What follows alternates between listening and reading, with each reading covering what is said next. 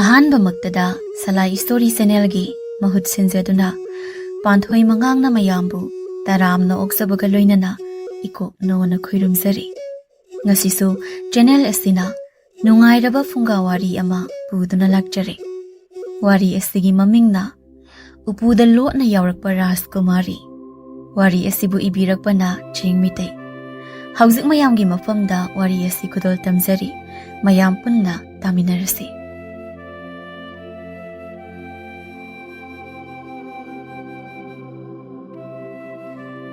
Ningthiba ngasisu magi ingkolda panjaba haira mayam ama hektuna chauraba upu amada ka khaidoktuna haisingdu haplami aduga tolambagi mapagi sangari aduda hapkatuna konung tamna puraklami konungi thongjil yobaga thongakpalanmi amana Ningthiba nang laklabro nate ngasina kari haira singnone nang naikhagi Rajkumari laise lembigi puraklibudobo yamba Hanagi dunida Lapoi awathabi haino aday hay mayam amasu yauri yamba ado ay hanagumna nangna purakliba singse amukta yengeko nang sawganu ining thawgi yathangni ngarang tasu konungi thong thaknaba posay purakpa marakta huranba yauramlibanine adusu sawkraba thangpa ama kolaga karino harisibu yamba huranbasu thangpa painarabo ado aygi haira natana atay amta yawdeko yamba Ining thawna Rajkumari haira watpa yade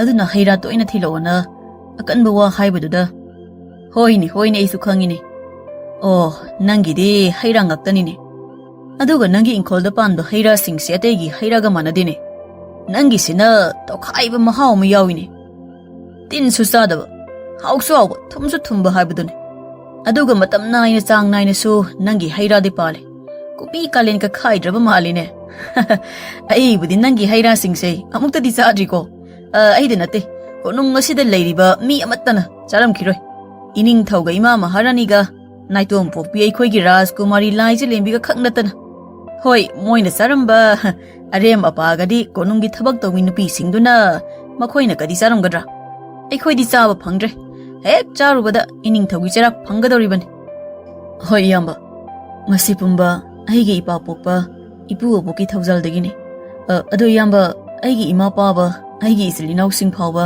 isagi haira singse chahabaga phangdred aisu khangini noida panba haira singdi ining thawgi imung manung khaknatana chaba yaroina lauthokhrabani maramdi nangi haira singsigi mahawase leiba gasida ani suna leitabagi adunane nangi haira thariba chawraba ingkholadugi akoibada ining thawna wangna sambal khalibado huran bana changlakpa ngamdanabana Natai sadradi lanmi kasu thamlakadoribane atai lairi nang boi khoi Rajkumari adubu masaka ujarabrane amukta udida yamba uroi ikoi phawo pa ude long phadok natana ining thawga ima maharani gana naidom popini haidana yam chena thamjakhrapone mi konong asidagi hentok khanpoti kaino hoi yamba aisu khangje ado ai changba yadra yamba lanmi aduna wa makha amuk samthare nang dana teda Leibaga sida leiriba mi oi pumba loina khangnaramgani angang masa natana masi karigino khangbra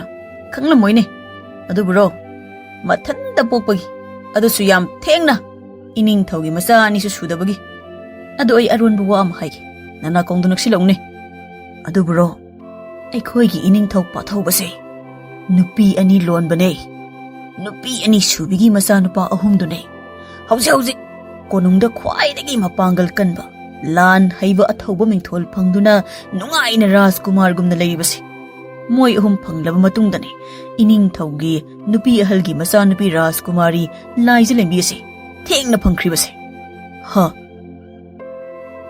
natine asengbani ne aikhoigi konungda khaktanatida aikhoigi leibak asida khwaidagi mapangal kanba naha ahum Rajkumar dawna ngan thoiduna kusirasi tawriba Athouba ngamba akanba moi ahum sine ado nang mi kanamta da haibadi yadeko aina nang nungsibagi tumin haidopagi wani hek haidopodane ibani ining thogi makhuta dum sire hoi yamba ado ai changba yaradra thenglabadi ining thawna karigi thenglaklibano haina aingonda hanglakani aisu ining thawki banina iyambagi ming pandaba yarido ha ababa adudi yari chango ado Ningthiba sorry yenglagadi changoi ining thawdo Rajkumari Laijalembi luhongbagi matangda mai haudana sauribani.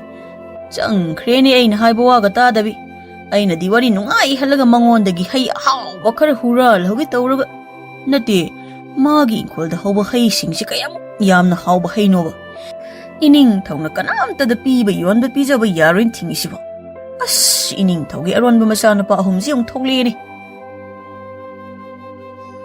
Konong manungdana Rajkumari Laijalembibu mapa ningthau Pathaubana leibak amagi inak khunba ningthau Jingkhuga masanupi Laijalembiga luhongnaba thaurang tawriba adu masanupi Laijalembina pamdabadagi ningthau Pathaubadu mai hauna sauduna leibagi tanja amani.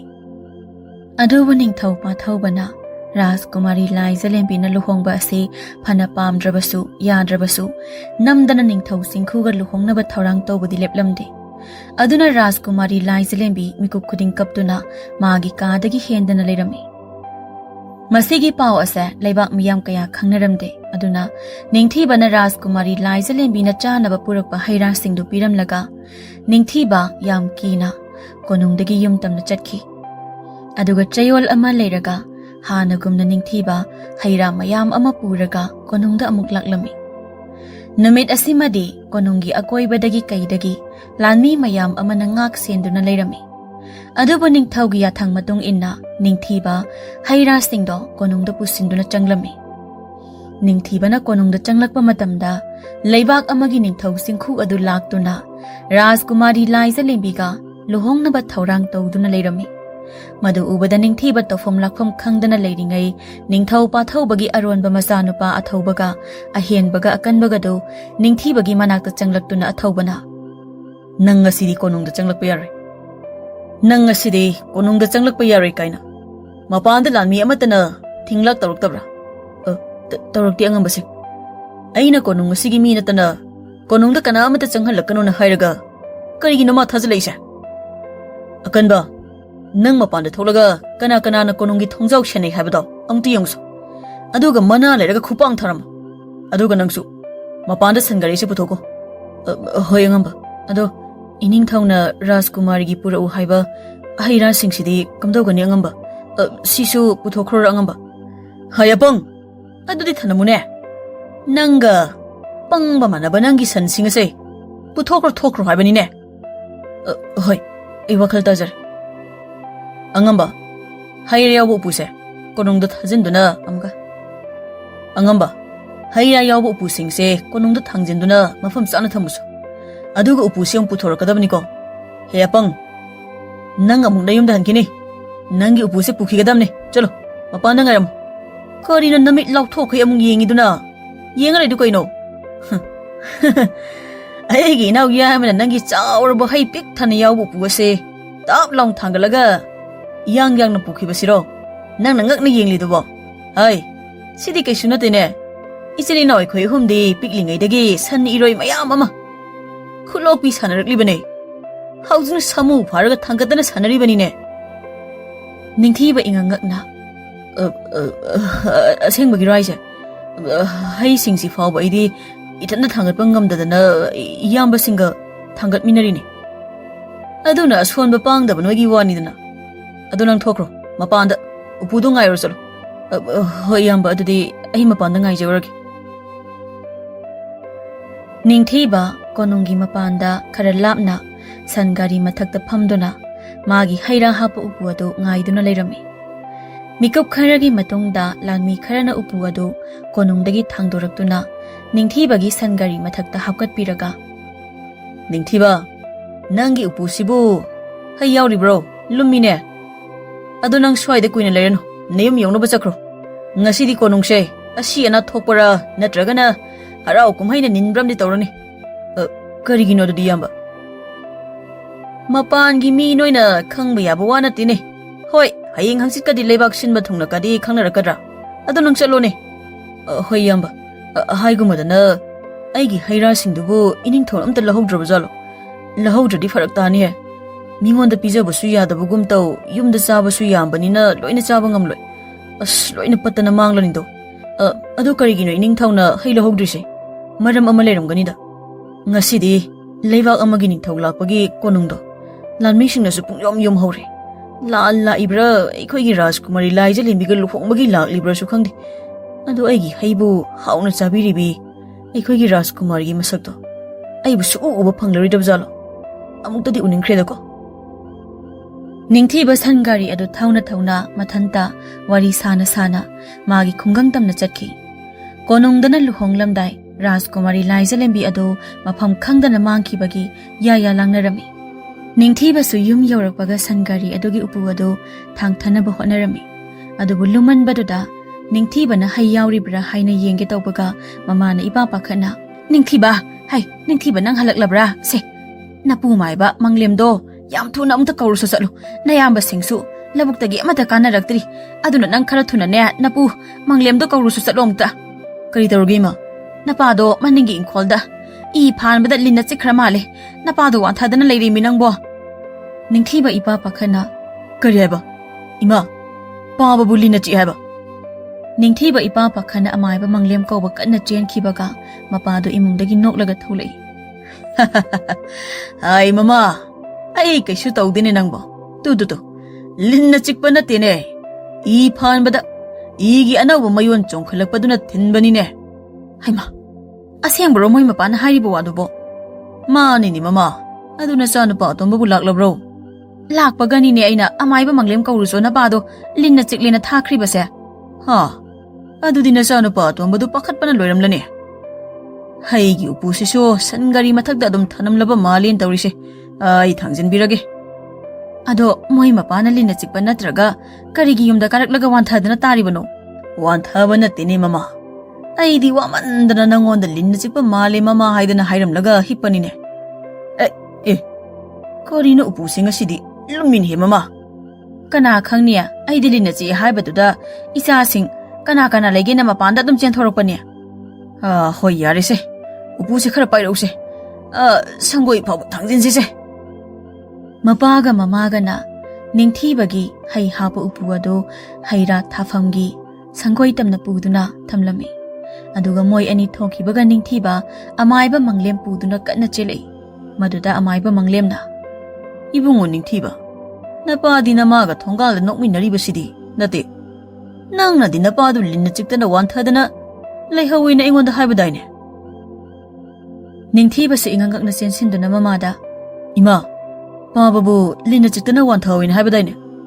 "ꯅꯤꯡꯊꯤꯕ ꯅꯄꯥꯗ ꯑꯣꯏꯅ ꯍꯪꯉꯣ ꯏꯃꯥ ꯏꯃꯨꯡ ꯋꯥꯏꯔꯝ ꯑꯃꯨꯛꯇ ꯂꯣꯏꯁꯤꯜꯂꯨꯈꯤꯒꯦ ꯃꯥꯃ ꯃꯪꯂꯦꯝ ꯋꯥꯔꯧꯕ ꯌꯥꯗꯦꯀꯣ." ꯃꯄꯥꯅ ꯅꯣꯛꯇꯨꯅ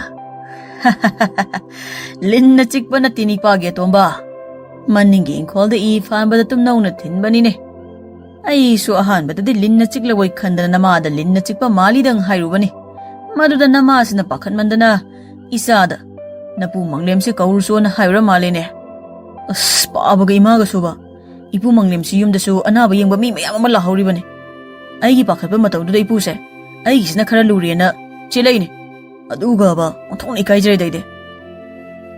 ꯑꯃꯥꯏꯕ ꯃꯪꯂꯦꯝꯅ "ꯁꯛꯇꯣ ꯁꯤꯡꯁꯤꯒ ꯅꯤꯡꯊꯤꯕ ꯅꯪꯅ ꯑꯩꯕꯨ ꯋꯥꯍꯟꯕꯅꯦ ꯃꯇꯝꯁꯨ ꯃꯥꯡꯍꯜꯂꯦ ꯑꯗꯨꯅ ꯅꯪ ꯑꯩꯒꯤ ꯌꯨꯝꯗ ꯆꯠꯇꯕ ꯌꯥꯔꯣꯏ ꯂꯥꯎ." "ꯁꯥꯎꯕꯤꯔꯅꯨ ꯃꯥꯃꯥ." ꯑꯃꯥꯏꯕ ꯃꯪꯂꯦꯝꯅ "ꯅꯪꯒꯤ ꯋꯥꯗꯣ ꯑꯩ ꯇꯥꯅꯤꯡꯗꯦ ꯂꯥꯎꯅ ꯏꯕꯨꯡꯉꯣ ꯅꯤꯡꯊꯤꯕ ꯅꯪ ꯉꯁꯤꯗꯤ ꯏꯄꯨꯒꯤ ꯌꯨꯝꯗ ꯂꯩꯍꯧꯔꯤꯕ ꯑꯅꯥꯕꯁꯤꯡꯗꯣ ꯂꯥꯌꯦꯡꯕꯗ ꯅꯪꯅ ꯏꯄꯨꯒꯤ ꯃꯇꯦꯡ ꯄꯥꯡꯒꯗꯕꯅꯤꯅꯦ ꯅꯠꯇ꯭ꯔꯕꯗꯤ ꯏꯄꯨ ꯁꯥꯎꯒꯅꯤꯀꯣ." "ꯏꯄꯨ ꯑꯃꯨꯛꯇ ꯁꯥꯎꯕꯤꯈꯤꯅꯣ ꯄꯥꯕ ꯑꯩ ꯏꯄꯨꯒꯤ ꯃꯅꯥꯛꯇ ꯆꯠꯂꯨꯈꯤꯒꯦ ꯅꯠꯇ꯭ꯔꯕꯗꯤ ꯏꯄꯨꯁꯦ ꯑꯩꯈꯣꯏꯗ ꯑꯗꯨꯝ ꯁꯥꯎꯔ ꯂꯩꯈ꯭ꯔꯅꯤ." ꯍꯣꯏ ꯑꯗꯣ ꯅꯨꯃꯤꯠ ꯇꯥꯔꯒꯗꯤ ꯍꯜꯂꯛꯀꯅꯨꯀꯣ." ꯅꯤꯡꯊꯤꯕ ꯑꯃꯥꯏꯕ ꯃꯪꯂꯦꯝꯒꯤ ꯃꯇꯨꯡ ꯏꯟꯗꯨꯅ ꯆꯠꯈ꯭ꯔꯦ ꯀꯣꯅꯨꯡꯗꯅ ꯔꯥꯖꯀꯨꯃꯥꯔꯤ ꯂꯥꯏꯖꯂꯦꯝꯕꯤꯅ ꯃꯐꯝ ꯈꯪꯗꯅ ꯃꯥꯡꯈꯤꯕꯗ ꯔꯥꯖꯀꯨꯃꯥꯔꯤ ꯂꯥꯏꯖꯂꯦꯝꯕꯤꯕꯨ ꯂꯨꯍꯣꯡꯗꯨꯅ ꯂꯧꯕ ꯂꯥꯛꯂꯤꯕ ꯅꯤꯡꯊꯧ ꯆꯤꯡꯈꯨꯅ ꯌꯥꯝꯅ ꯁꯥꯎꯗꯨꯅ ꯅꯤꯡꯊꯧ ꯄꯥꯊꯧꯕꯗ ꯑꯀꯟꯕ ꯋꯥꯍꯩ ꯋꯥꯇꯥ ꯀꯌꯥ ꯑꯃ ꯍꯥꯏꯔꯝꯃꯤ ꯑꯗꯨꯒ ꯔꯥꯖꯀꯨꯃꯥꯔꯤ ꯂꯥꯏꯖꯂꯦꯝꯕꯤꯕꯨ ꯐꯪꯅꯕ ꯀꯣꯏꯊꯤ ꯊꯤꯗꯨꯅ ꯃꯉꯣꯟꯗ ꯄꯤꯒꯗꯕꯅꯤ ꯍꯥꯏꯅꯁꯨ ꯅꯤꯡꯊꯧ ꯆꯤꯡꯈꯨꯅ ꯄꯥꯊꯧꯕ ꯅꯤꯡꯊꯧꯗ ꯍꯥꯏꯔꯝꯃꯤ ꯅꯠꯇ꯭ꯔꯕꯗꯤ ꯂꯩꯕꯥꯛ ꯑꯅꯤꯒꯤ ꯂꯩꯅꯔꯤꯕ ꯊꯥꯖꯕ ꯃꯔꯤ ꯑꯁꯤ ꯊꯥꯗꯠꯅꯗꯨꯅ ꯂꯥꯟ ꯑꯣꯏꯅ ꯊꯣꯛꯂꯛꯄ ꯌꯥꯏ ꯍꯥꯏꯅꯁꯨ ꯑꯗꯨꯅ ꯅꯤꯡꯊꯧ ꯄꯥꯊꯧꯕꯅ ꯆꯤꯡꯈꯨ ꯅꯤꯡꯊꯧꯒꯤ ꯃꯃꯥꯡꯗ ꯏꯀꯥꯏꯕ ꯑꯃꯗꯤ ꯑꯁꯥꯎꯕꯒ ꯄꯨꯟꯈꯤꯗꯨꯅ ꯔꯥꯖꯀꯨꯃꯥꯔꯤ ꯂꯥꯏꯖꯂꯦꯝꯕꯤꯕꯨ ꯁꯦꯟꯅꯔꯤꯕ ꯅꯨꯄꯤꯁꯤꯡ ꯑꯃꯗꯤ ꯂꯥꯟꯃꯤꯁꯤꯡꯗꯨ ꯇꯝꯊꯤꯅ ꯐꯨꯗꯨꯅ ꯍꯥꯠꯂꯝꯃꯤ ꯑꯗꯨꯒ ꯂꯥꯏꯖꯂꯦꯝꯕꯤꯒꯤ ꯃꯃꯥ ꯃꯍꯥꯔꯥꯅꯤꯕꯨꯁꯨ ꯃꯆꯥꯅꯨꯄꯤ ꯁꯦꯟꯅꯗꯦ ꯍꯥꯏꯗꯅ ꯅꯤꯡꯊꯧ ꯄꯥꯟꯊꯧꯕꯅ ꯑꯀꯟꯕ ꯆꯩꯔꯥꯛ ꯄꯤꯗꯨꯅ ꯀꯩꯁꯨꯝꯁꯪꯗ ꯊꯝꯖꯤꯟꯈꯤꯔꯝꯃꯤ꯫ ꯁꯣꯝꯗ ꯔꯥꯖꯀꯨꯃꯥꯔꯤ ꯂꯥꯏꯖꯂꯦꯝꯕꯤꯗꯤ ꯂꯨꯍꯣꯡꯕ ꯑꯗꯨ ꯄꯥꯝꯗꯕꯗꯒꯤ ꯅꯤꯡꯊꯤꯕꯒꯤ ꯍꯩꯔꯥ ꯍꯥꯄꯛꯄ ꯎꯄꯨ ꯑꯗꯨꯗ ꯇꯨꯃꯤꯟꯅ ꯂꯣꯠꯇꯨꯅ ꯂꯥꯛꯄꯅ ꯅꯤꯡꯊꯤꯕꯒꯤ ꯌꯨꯝ ꯌꯧꯔꯛꯄꯗꯗꯤ ꯔꯥꯖꯀꯨꯃꯥꯔꯤ ꯂꯥꯏꯖꯂꯦꯝꯕꯤ ꯑꯗꯨ ꯇꯨꯝꯈꯤꯕꯅ ꯁꯟꯙ꯭ꯌꯥ ꯌꯥꯆꯪꯂꯕ ꯐꯥꯎꯕ ꯎꯄꯨ ꯑꯗꯨꯒꯤ ꯃꯅꯨꯡꯗ ꯔꯥꯖꯀꯨꯃꯥꯔꯤ ꯂꯥꯏꯖꯂꯦꯝꯕꯤ ꯑꯗꯨꯝ ꯇꯨꯝꯗꯨꯅ ꯂꯩꯔꯝꯃꯤ꯫ ꯅꯤꯡꯊꯤꯕꯁꯨ ꯑꯃꯥꯏꯕ ꯃꯪꯂꯦꯝꯒꯤ ꯌꯨꯝꯗꯒꯤ ꯍꯜꯂꯛꯄꯒ ꯌꯨꯝꯗ ꯃꯃꯥꯒ ꯃꯄꯥꯒꯗ "ꯏꯃꯥ, ꯉꯁꯥꯏ ꯍꯩ ꯍꯥꯞꯄ ꯎꯄꯨꯗꯣ ꯀꯅꯥꯅ ꯁꯪꯒꯣꯏꯗ ꯄꯨꯁꯤꯟꯒꯦ?" "ꯅꯄꯥꯒ ꯑꯩꯒꯅ ꯄꯨꯁꯤꯟꯕꯅꯤꯅꯦ, ꯑꯗꯨ ꯀꯩꯗꯧꯔꯒꯦ? ꯏꯆꯥꯅ ꯑꯗꯨ ꯍꯪꯂꯤꯕꯣ?" "ꯀꯩꯁꯨ ꯇꯧꯗꯦꯗ ꯏꯃꯥ." "ꯀꯔꯥꯏꯗ ꯑꯃꯨꯛ ꯆꯠꯂꯒꯦ ꯅꯪꯕꯣ?" "ꯁꯪꯒꯣꯏꯗꯅꯤ ꯏꯃꯥ." ꯅꯤꯡꯊꯤꯕꯅ ꯁꯪꯒꯣꯏ ꯑꯗꯨ ꯌꯧꯔꯛꯄꯒ ꯍꯩꯔꯥ ꯍꯥꯞꯄ ꯎꯄꯨ ꯑꯗꯣ ꯍꯥꯡꯇꯣꯛꯇꯨꯅ ꯌꯦꯡꯂꯨꯕꯗꯗꯤ ꯃꯁꯛ ꯃꯇꯧ ꯐꯖꯈ꯭ꯔꯕꯤ ꯂꯩꯕꯥꯛ ꯑꯗꯨꯒꯤ ꯔꯥꯖꯀꯨꯃꯥꯔꯤ ꯂꯥꯏꯖꯂꯦꯝꯕꯤꯗꯨ ꯑꯉꯥꯡ ꯃꯆꯥ ꯑꯃꯒꯨꯝꯅ ꯇꯥꯁꯤꯟꯗꯨꯅ ꯇꯨꯝꯗꯨꯅ ꯂꯩꯔꯝꯃꯤ꯫ ꯃꯗꯨ ꯎꯕꯗ ꯅꯤꯡꯊꯤꯕꯗꯨ ꯈꯪꯄ꯭ꯔꯦꯛ ꯈꯪꯗꯨꯅ ꯂꯥꯎꯏ꯫ ꯃꯗꯨꯗ ꯔꯥꯖꯀꯨꯃꯥꯔꯤ ꯂꯥꯏꯖꯂꯦꯝꯕꯤꯁꯨ ꯇꯨꯝꯕ ꯀꯥꯏꯗꯨꯅ ꯈꯪꯄ꯭ꯔꯦꯛ ꯈꯪꯗꯨꯅ ꯃꯤꯀꯞ ꯈꯪꯊꯣꯛ ꯊꯣꯛꯂꯝꯃꯤ꯫ ꯑꯗꯨꯒ ꯅꯤꯡꯊꯤꯕꯗ ꯃꯨꯟꯅ ꯌꯦꯡꯂꯒ "ꯅꯪ ꯀꯅꯥꯅꯣ? ꯑꯗꯨꯒ ꯑꯩꯅ ꯍꯧꯖꯤꯛ ꯂꯩꯔꯤꯁꯦ ꯀꯔꯥꯏꯗꯅꯣ?" "ꯅꯪ ꯀꯅꯥꯅꯣ? ꯑꯗꯨꯒ ꯑꯩꯒꯤ ꯍꯩꯔꯥ ꯍꯥꯞꯄ ꯎꯄꯨꯁꯤꯗ ꯃꯇꯧ ꯀꯔꯝꯅ ꯌꯥꯎꯔꯝꯃꯤꯅꯣ?" "ꯑꯣ, ꯑꯗꯨꯗꯤ ꯅꯪꯂꯥ? ꯀꯣꯅꯨꯡꯗ ꯍꯦꯛ ꯍꯦꯛ ꯑꯩꯒꯤ ꯍꯩꯔꯥ ꯑꯍꯥꯎ ꯑꯍꯥꯎꯕ ꯍꯦꯛ ꯍꯦꯛ ꯊꯤꯜꯂꯛꯄ ꯃꯤꯗꯣ?" ꯅꯤꯡꯊꯤꯕ ꯏꯉꯛꯉꯛꯅ ꯍꯣꯏ, ꯑꯩꯅꯦ꯫ ꯀꯣꯅꯨꯡꯗ ꯔꯥꯖꯀꯨꯃꯥꯔꯤ ꯂꯥꯏꯖꯂꯦꯝꯕꯤꯒꯤ ꯍꯩꯔꯥ ꯍꯦꯛ ꯍꯦꯛ ꯊꯤꯟꯕ ꯂꯥꯛꯄ ꯅꯨꯄꯥ ꯑꯗꯣ꯫ ꯑꯗꯣ ꯑꯩ ꯅꯪꯅ ꯍꯥꯏꯔꯤꯗꯨꯃꯗꯤ ꯑꯩ ꯋꯥꯈꯜ ꯑꯃ ꯇꯥꯗ꯭ꯔꯤ꯫ ꯅꯪ ꯀꯅꯥꯅꯣ? ꯀꯃꯥꯏꯅ ꯑꯩꯒꯤ ꯎꯄꯨꯁꯤꯗ ꯌꯥꯎꯔꯝꯂꯤꯕꯅꯣ?" "ꯑꯩ ꯍꯥꯏꯒꯦꯁꯦ, ꯑꯗꯣ ꯑꯩꯕꯨ ꯃꯄꯥꯟꯗ ꯍꯥꯟꯅ ꯑꯃꯨꯛꯇ ꯊꯣꯛꯂꯛꯀꯦ꯫ ꯈꯨꯠꯇꯨ ꯄꯤꯔꯛꯑꯣ, ꯑꯩ ꯆꯤꯡꯈꯠꯂꯣ." "ꯇꯜꯂꯦ, ꯑꯩ ꯅꯨꯄꯤꯒꯤ ꯈꯨꯠꯁꯥ ꯑꯃꯨꯛꯇ ꯄꯥꯏꯖꯔꯛꯇ꯭ꯔꯤ꯫ ꯑꯗꯨꯒ ꯅꯪ ꯀꯅꯥꯅꯣ ꯍꯥꯏꯕꯁꯨ ꯑꯩꯅ ꯈꯪꯕꯁꯨ ꯅꯠꯇꯦ." "ꯑꯦ, ꯑꯗꯨꯗꯤ ꯑꯩꯁꯦ ꯅꯪꯒꯤ ꯅꯃꯥꯡꯗ ꯏꯁꯤꯡꯗꯒ ꯏꯔꯥꯛꯅꯔꯒ ꯂꯩꯔꯗꯤ ꯑꯩꯁꯦ ꯅꯨꯄꯤꯅꯦꯅ ꯂꯧꯈꯠꯄꯤꯗꯕꯒꯤ ꯋꯥꯅꯤꯅꯦ?"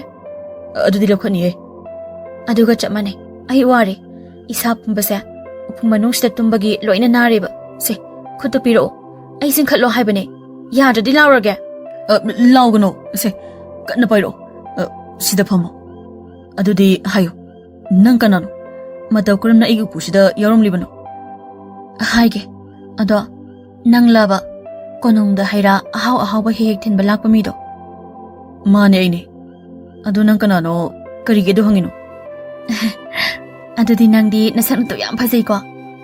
ꯄꯪꯂꯤ ꯄꯪꯂꯤꯁꯨ ꯇꯧꯏ, ꯅꯊꯃꯣꯏꯁꯨ ꯌꯥꯝ ꯆꯞꯂꯝꯗꯧꯕ ꯃꯥꯜꯂꯦ꯫ ꯑꯗꯣ ꯑꯩꯁꯨ ꯅꯪꯅ ꯍꯦꯛ ꯍꯦꯛ ꯀꯣꯅꯨꯡꯗ ꯍꯩ ꯊꯤꯟꯕ ꯂꯥꯛꯄ ꯔꯥꯖꯀꯨꯃꯥꯔꯤ ꯂꯥꯏꯖꯂꯦꯝꯕꯤꯗꯨꯅꯦ."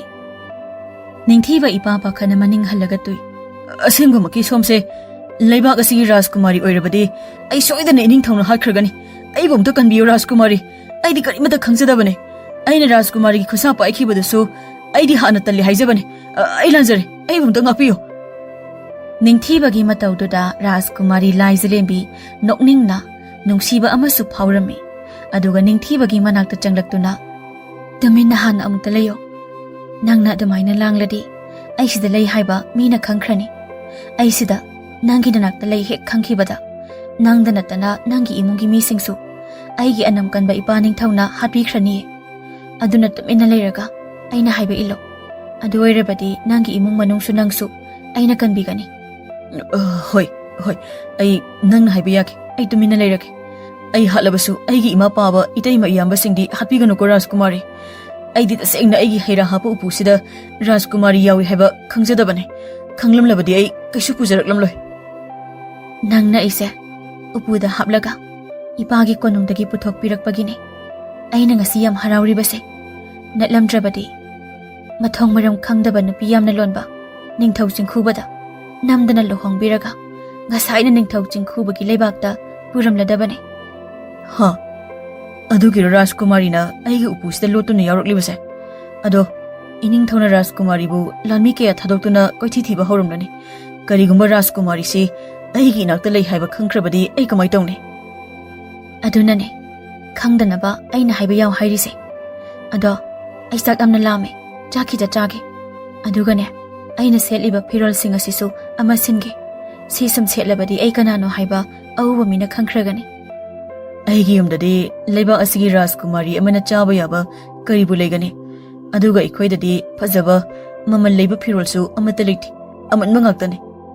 ꯑꯣ ꯑꯗꯨꯗꯤ ꯅꯪ ꯑꯩꯅ ꯍꯥꯏꯕ ꯌꯥꯔꯔꯣꯏ ꯆꯥꯛꯁꯨ ꯄꯤꯖꯔꯔꯣꯏ ꯐꯤꯔꯣꯜꯁꯨ ꯄꯤꯔꯔꯣꯏ ꯁꯤꯔꯤꯅꯦ ꯑꯗꯨꯒ ꯑꯩꯅ ꯄꯥꯝꯂꯤꯁꯦ ꯑꯃꯟꯕ ꯅꯣꯏꯒꯤ ꯐꯤꯔꯣꯜꯗꯨꯅꯤ ꯑꯩ ꯍꯧꯖꯤꯛ ꯀꯣꯅꯨꯡꯗ ꯍꯟꯗꯅ ꯅꯪꯒꯤ ꯅꯅꯥꯛꯇ ꯏꯆꯝ ꯆꯝꯕꯤ ꯂꯥꯏꯔꯕꯤ ꯅꯨꯄꯤ ꯑꯃ ꯁꯥꯗꯨꯅ ꯂꯩꯕꯅꯦ ꯑꯩꯅ ꯄꯥꯝꯂꯤꯕꯁꯦ ꯅꯤꯡꯊꯤꯕ ꯂꯥꯏꯖꯂꯦꯝꯕꯤꯗ ꯈꯪꯌꯦꯡ ꯌꯦꯡꯂꯒ ꯑꯗꯨꯗꯤ ꯀꯔꯤꯒꯤ ꯑꯩꯅ ꯋꯥꯈꯜ ꯍꯦꯛ ꯇꯥꯔꯛꯄꯗꯒꯤ ꯑꯩ ꯀꯣꯅꯨꯡꯒꯤ ꯃꯄꯥꯟꯗ ꯑꯃꯨꯛꯇ ꯊꯣꯛꯇ꯭ꯔꯤ ꯑꯗꯨꯒ ꯑꯩꯁꯦ ꯀꯣꯅꯨꯡꯗ ꯂꯩꯕꯤ ꯂꯩꯕꯥꯛ ꯑꯃꯒꯤ ꯅꯤꯡꯊꯧ ꯑꯃꯒꯤ ꯃꯆꯥꯅꯨꯄꯤ ꯔꯥꯖꯀꯨꯃꯥꯔꯤꯅꯤ ꯍꯥꯏꯖꯕꯁꯤꯗ ꯅꯣꯏꯅꯗꯤ ꯑꯩꯁꯦ ꯌꯥꯝ ꯅꯨꯡꯉꯥꯏꯅ ꯂꯩꯕꯒ ꯃꯥꯟꯕ꯭ꯔꯥ ꯀꯩꯁꯨ ꯅꯨꯡꯉꯥꯏꯇꯤꯌꯦ ꯌꯥꯝꯅ ꯋꯥꯏꯌꯦ ꯑꯁꯦꯡꯕꯗꯤ ꯑꯩꯒꯤ ꯄꯨꯟꯁꯤꯁꯦ ꯐꯥꯖꯤꯜꯂꯒ ꯊꯝꯕ ꯃꯁꯥ ꯀꯛꯂꯕ ꯎꯆꯦꯛ ꯑꯃꯒꯨꯝꯕꯅꯦ ꯑꯗꯣ ꯑꯩ ꯍꯧꯖꯤꯛꯇꯤ ꯐꯥꯖꯤꯟꯗꯨꯅ ꯊꯝꯕ ꯃꯁꯥ ꯀꯛꯄ ꯃꯔꯥꯏꯕꯛ ꯊꯤꯔꯕꯤ ꯎꯆꯦꯛ ꯑꯗꯨ ꯅꯠꯇ꯭ꯔꯦ ꯃꯅꯤꯡ ꯇꯝꯅ ꯑꯇꯤꯌꯥ ꯊꯨꯡꯅ ꯄꯥꯏꯔꯒꯗꯕ ꯃꯔꯥꯏꯕꯛ ꯐꯕꯤ ꯎꯆꯦꯛ ꯑꯣꯏꯔꯕꯅꯦ ꯑꯗꯣ ꯋꯥ ꯑꯝꯇꯪꯒ ꯍꯪꯒꯦꯅꯦ ꯔꯥꯖꯀꯨꯃꯥꯔꯤ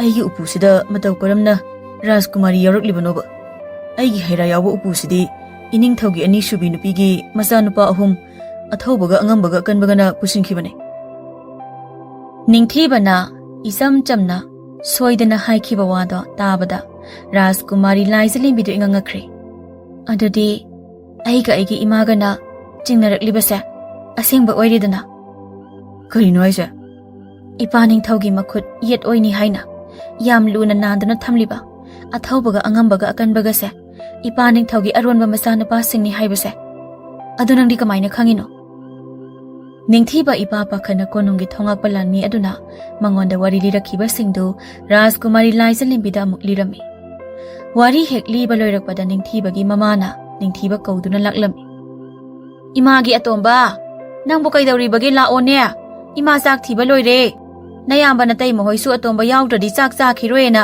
ꯉꯥꯏꯗꯅ ꯂꯩꯍꯧꯔꯤꯅꯦ ꯏꯃꯥ ꯑꯩ ꯂꯥꯛꯑꯦ ꯏꯃꯥ ꯏꯃꯥꯅ ꯔꯥꯖꯀꯨꯃꯥꯔꯤꯕꯨ ꯑꯩꯒꯤ ꯅꯥꯛꯇ ꯂꯩ ꯈꯪꯈ꯭ꯔꯕꯗꯤ ꯏꯃꯥꯁꯦ ꯄꯥꯈꯠꯇꯅ ꯋꯥꯟꯊꯈ꯭ꯔꯅꯤ ꯑꯗꯨꯅ ꯔꯥꯖꯀꯨꯃꯥꯔꯤ ꯅꯪ ꯂꯣꯠꯂꯣ ꯑꯗꯨꯒ ꯑꯩꯅ ꯂꯥꯛꯇ꯭ꯔꯤꯕ ꯐꯥꯎꯕ ꯔꯥꯖꯀꯨꯃꯥꯔꯤ ꯅꯪ ꯀꯔꯤꯃꯠꯇ ꯆꯠꯂꯝꯈꯤꯅꯨꯀꯣ ꯍꯣꯏ ꯑꯗꯣ ꯑꯩꯅ ꯍꯥꯏꯕꯗꯣ ꯄꯨꯔꯛꯄ ꯀꯥꯎꯅꯤ ꯄꯨꯔꯛꯇ꯭ꯔꯗꯤ ꯑꯩ ꯑꯣꯏꯅ ꯅꯣꯏ ꯏꯃꯨꯡꯗ ꯆꯪꯂꯛꯀꯗꯕꯅꯦ ꯑꯇꯣꯝꯕ ꯁꯤꯗꯁꯨ ꯂꯩꯇꯕ ꯖꯥꯠꯂꯅꯦ ꯏꯃꯥ ꯑꯩ ꯂꯩꯌꯦ ꯑꯩ ꯂꯥꯛꯑꯦ ꯏꯃꯥ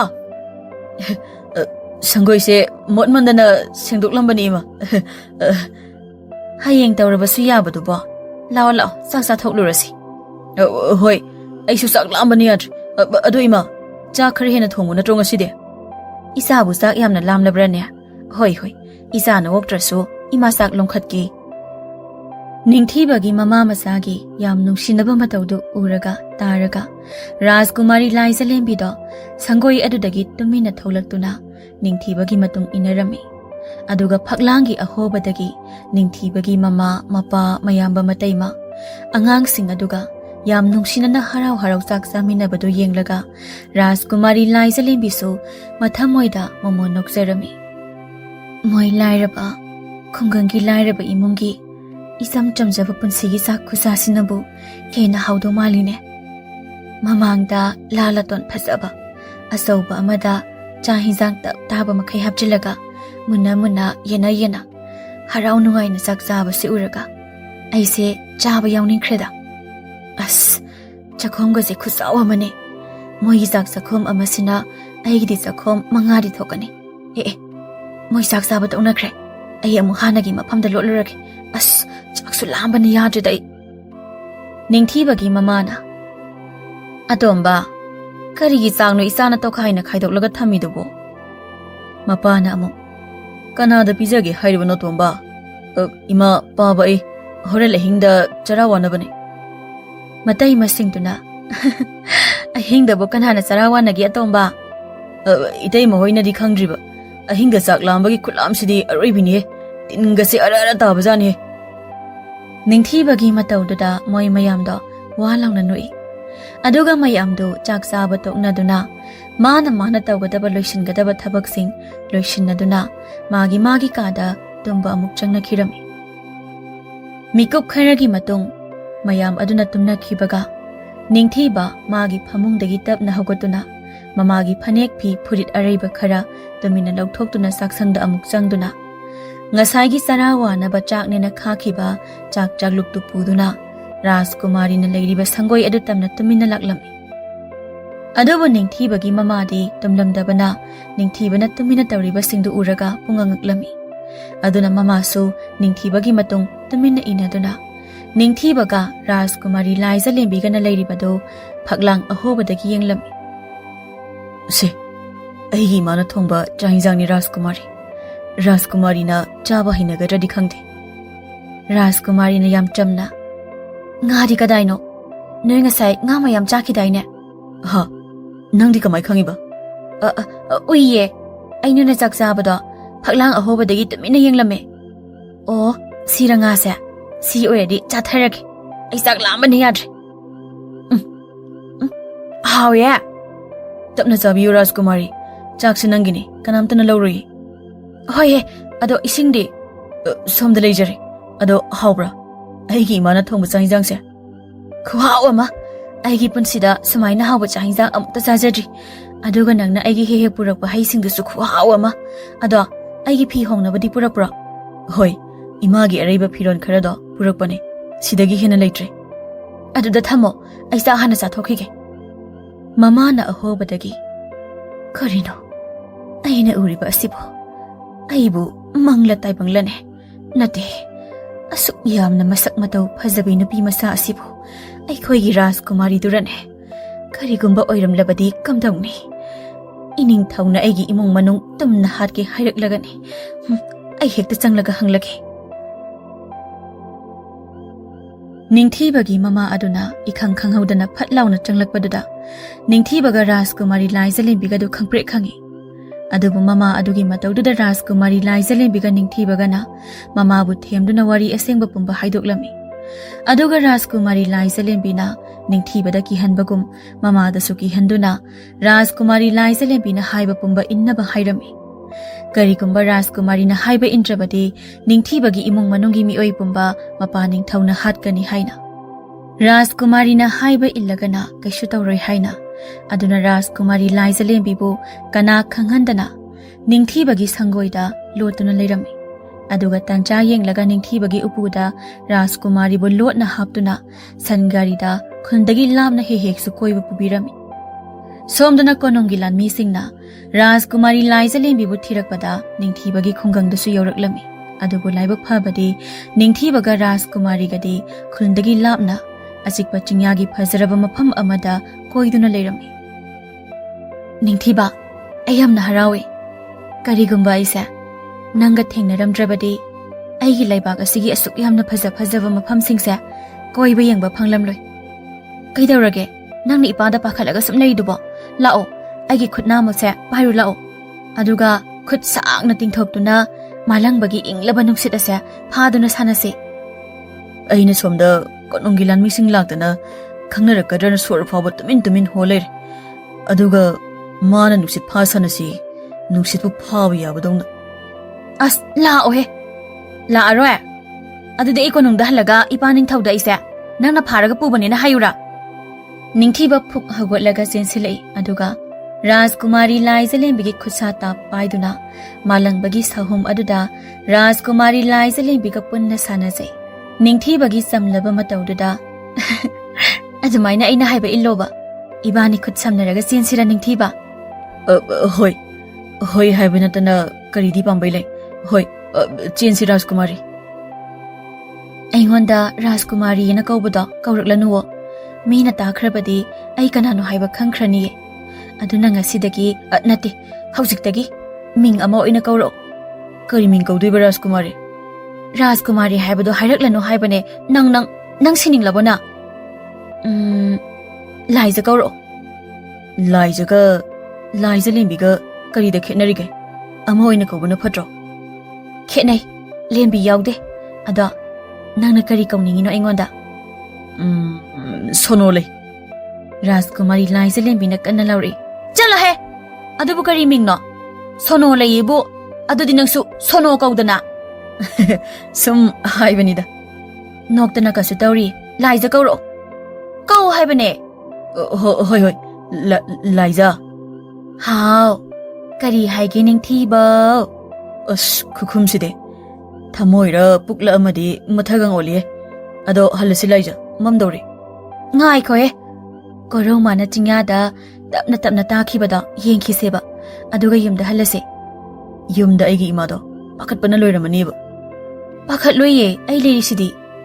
Rajkumari Labani Pakalise. Rajkumari Liza Limbiam Sauna. I know Zikari Haga. Oh, Ilankre, Liza Hagitoba. How no he? Sidala. Aginal the lepo. Aduga, Chinyada. Korong mana tapna kikulot pisan sanadana, Jankribasi Yengo. Yengo Habane. Yenge, a single Maki, Yamna Pazi Eliza. Asu Yamna Pazaba. No siba my amase. Karimata he kangdana isa. Matong maram kang the banning tow amada. Pitoke Doramini. Aigi banning towasina. Nati Isibu, Ningto Sinku Hiriba Mido the Lohong Labadi, Napi Mayamgi Atombi Oiraga, Konum do the Paragatanam do Natraba. Aduga Ning Tiba, Nankang the Bagiwane. Rajkumari Nikaina, Pirol Mama Ladaba, Arumba Mayamada, Isa the Listen Cecilaga, Sanalpa Mayam among Sisinduna, Yansinduna Labada, Kayawai Kangbra, Sur Honbaga, Namlakadana, Sigitobaga Yawi. Kariginang Egi Awa Wari the Noiduna. Kishatauda, some nopane, Adolija. Nangsi Rajkumari Mande, Yamna Chame, Koisu Koide, Hining Bawasu, don't hit the high.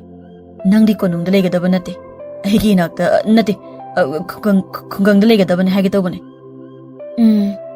Nangse, ay nungsirak mamalida. Nungsirak kanuka, waza sani. Ay di ekwegile baki, Pazaraba mapam kaya sa, Yang Baloibaga, Konum de Ipaning Togi Manakta mo, Hankido Niko. Ningtiba ikairapna. Aigumba, Kashinataba mi amana, Laibag asigi, Kwaidigi Masak Matau Pazabi, Konongi Rajkumari dabu, Kamaina Numsidoinada. Aibu, Tamoy Pandabadona. Ningtiba, Nangiwada, Arroybada Kanum Dawe. Adunang Hayang Konumda, Hairapuraga Salusoko, Aduga Konumda Kari Paulege Haibadasu, Muna Kangdoro. Talie, Aichapaki. Nang hanagum na konum da Hairapuraga Satrabadi, Ipaning Tona Kainum Soidina Kankrani. Aduna Hena Ibanida, awa from the Tagani. Aduna Nang Haying Tetabayare. Karimata Kangda Basaraga, Hanadona. Tabra in Haise. Yum the Canarase, Mamlilo. Yum Yoga, Yam the Tiangani. Asumna, Ningtibaga, Rajkumari Liza Limbiga, Yum the Lot to the Muhalaklami. Aduga nong hek ngan baga Ningtiba Haira puduna konung da chatkirami. Ningtiba na chatkibaga Rajkumari Liza Limbiga Ningtibagi mamagadu sangoi da tumin amuk laimina hawi. Ningtiba su konung yaorakpaga thongak palanmi aduna Ningtiba da Hai Ningtiba nang hauji leibak asida konung ase tholiba irang singse karimata khangdibrane. Kari irang no iyamba aidi karimata khangdriye. Nang na pang base pangida ko Ningtiba. Nang na mamang da Rajkumari gi haira thinba laamba numit adudagi aikhoigi Rajkumari Liza Limbido konungdagi mangkhrene. Ha, kari na haishibo. Adude aigi haira singsidi kanana chabigadoriba yamba. Oh, loina patana mangadoraboko. Mangoi, ining thauge ronba akanba masa singduna ne loina chakhragadabani. Adu iyamba Rajkumari dubu matau krumna kamaina mangkhribano. Adude kanamdana khangba natte. Laibak amagi ningthau singkhugi mamai athibado kidana chenkribra natraga ining thaubu nungsidaba kanana Rajkumari bu phaduna pukribra mangdi mangkhre numit adusu ningthau singkhuga ikhoigi Rajkumari Liza Limbiga luhongba numini mangkribado numit adudagi konungsei ingna leitribane aduga ningthau singkhusu mareibakta handri Rajkumari Liza Limbi phangdriba phawba halloina leirimni tu uridana lanmi Arangwa singse Ningthau singkhugi lanmi ngaktani moina ka noigi khundaga Rajkumari thiba laklabadi yumgi nupi angang singdu kaidana ma lotuna thamuko jutcha dabu oktaba lan ngaktani moise onthona talida yamba aibu konungda changkhisi hairibrane changdi changuso natradi laktriba karigino na umphubini ngaikho aikhoigi ningthaugi manaktadi changunuko changlasu lapna layu thang nong thinjinbirakani Rajkumari ne hek mangkhiba numittagi ining thauna chingnaba mi singhali chamadi helamani mi diladana maharani phawba macha nupi sena dena phuraga kaisum sangda thamjinkrabani adugane nakongdu naksilaune ꯀꯅꯥꯃꯇꯗꯤ ꯍꯥꯏꯗꯣꯛꯄ ꯌꯥꯗꯦꯀꯣ ꯏꯅꯤꯡꯊꯧꯒꯤ ꯑꯔꯣꯟꯕ ꯅꯨꯄꯤ ꯑꯇꯣꯝꯕꯤꯗꯣ ꯍꯧꯖꯤꯛꯇꯤ ꯃꯍꯥꯔꯥꯅꯤ ꯑꯣꯏꯗꯨꯅ ꯀꯣꯅꯨꯡ ꯑꯁꯤꯗ ꯉꯥꯊꯣꯏꯗꯨꯅ ꯂꯩꯔꯤꯕꯅꯤꯅꯦ ꯍꯧꯖꯤꯛ ꯃꯥꯒꯤ ꯋꯥ ꯉꯥꯛꯇꯅꯤ ꯆꯠꯂꯤꯕꯁꯦ ꯑꯗꯨꯒ ꯃꯆꯥꯅꯨꯄꯥ ꯑꯍꯨꯝꯗꯨꯅ ꯃꯄꯥꯒꯤ ꯃꯍꯨꯠ ꯁꯤꯜꯂꯒ ꯊꯕꯛ ꯂꯣꯏꯅ ꯇꯧꯔꯤꯕꯅꯤꯅꯦ ꯑꯣ ꯑꯗꯨ ꯏꯌꯥꯝꯕ ꯅꯤꯡꯊꯧ ꯑꯃꯗꯨꯗꯤ ꯀꯥꯏꯗ ꯂꯩꯒꯦ ꯇꯨ ꯈ꯭ꯋꯥꯏꯗꯒꯤ ꯋꯥꯡꯕ ꯀꯥ ꯑꯁꯤ ꯂꯩꯔꯤꯕꯅꯤ ꯑꯗꯨꯁꯨ ꯃꯁꯛ ꯃꯇꯧ ꯐꯖꯕꯤ ꯅꯨꯄꯤ ꯃꯌꯥꯝ ꯑꯃꯒ ꯑꯩꯅ ꯉꯛꯂꯤꯕꯗꯤ ꯌꯥꯝꯅ ꯑꯣꯛꯇꯕ ꯅꯤꯡꯊꯧ ꯑꯁꯤꯗ ꯑꯩꯈꯣꯏꯒꯤ ꯏꯅꯤꯡꯊꯧ ꯑꯁꯤꯅ ꯃꯆꯥꯅꯨꯄꯤ ꯑꯃꯈꯛꯇꯥꯡꯅ ꯌꯥꯎꯖꯕꯤ ꯑꯗꯨꯕꯨ ꯂꯨꯍꯣꯡꯕꯤꯒꯅꯤ ꯍꯥꯏꯗꯅ ꯊꯧꯔꯥꯡꯂꯝꯂꯤꯕ ꯁꯤꯅꯤꯅꯦ ꯉꯛꯏꯁꯦ ꯇꯧꯕꯕꯨꯗꯤ ꯍꯤꯡꯆꯥ ꯂꯥꯟꯗ ꯅꯤꯡꯊꯧ ꯆꯤꯡꯈꯨꯅ ꯑꯩꯈꯣꯏꯒꯤ ꯏꯅꯤꯡꯊꯧꯒꯤ ꯃꯇꯦꯡ ꯌꯥꯝꯅ ꯄꯥꯡꯈꯤꯕꯒꯤ ꯋꯥꯔꯤ ꯂꯩ ꯀꯔꯤꯒꯨꯝꯕ ꯅꯤꯡꯊꯧ ꯆꯤꯡꯈꯨꯅ ꯑꯩꯈꯣꯏꯒꯤ ꯃꯇꯦꯡ ꯄꯥꯡꯂꯝꯗ꯭ꯔꯕꯗꯤ ꯑꯩꯈꯣꯏꯒꯤ ꯂꯩꯕꯥꯛ ꯑꯁꯤ ꯍꯤꯡꯆꯥꯕ ꯍꯥꯏꯔꯤꯕ ꯅꯤꯡꯊꯧ ꯑꯗꯨꯅ ꯂꯧꯁꯤꯟꯗꯨꯅ ꯅꯣꯏ ꯑꯩꯈꯣꯏꯁꯦ ꯍꯧꯖꯤꯛ ꯍꯤꯡꯗꯨꯅ ꯂꯩꯔꯝꯗꯕꯁꯨ ꯌꯥꯏ ꯑꯗꯣ ꯏꯌꯥꯝꯕ ꯍꯤꯡꯆꯥꯕ ꯍꯥꯏꯔꯤꯕ ꯅꯤꯡꯊꯧ ꯑꯗꯣ ꯍꯧꯖꯤꯛꯀꯤ ꯅꯤꯡꯊꯧ ꯆꯤꯡꯈꯨꯒꯤ ꯃꯄꯥꯅꯦꯗꯥꯏꯅꯦ ꯑꯗꯨꯒ ꯍꯤꯡꯆꯥꯕ ꯅꯤꯡꯊꯧꯒꯤ ꯃꯃꯤꯡ ꯑꯁꯦꯡꯕꯁꯦ ꯊꯣꯂꯥꯏ ꯀꯧꯋꯦꯅꯁꯨ ꯍꯥꯏꯗꯥꯏꯅꯦ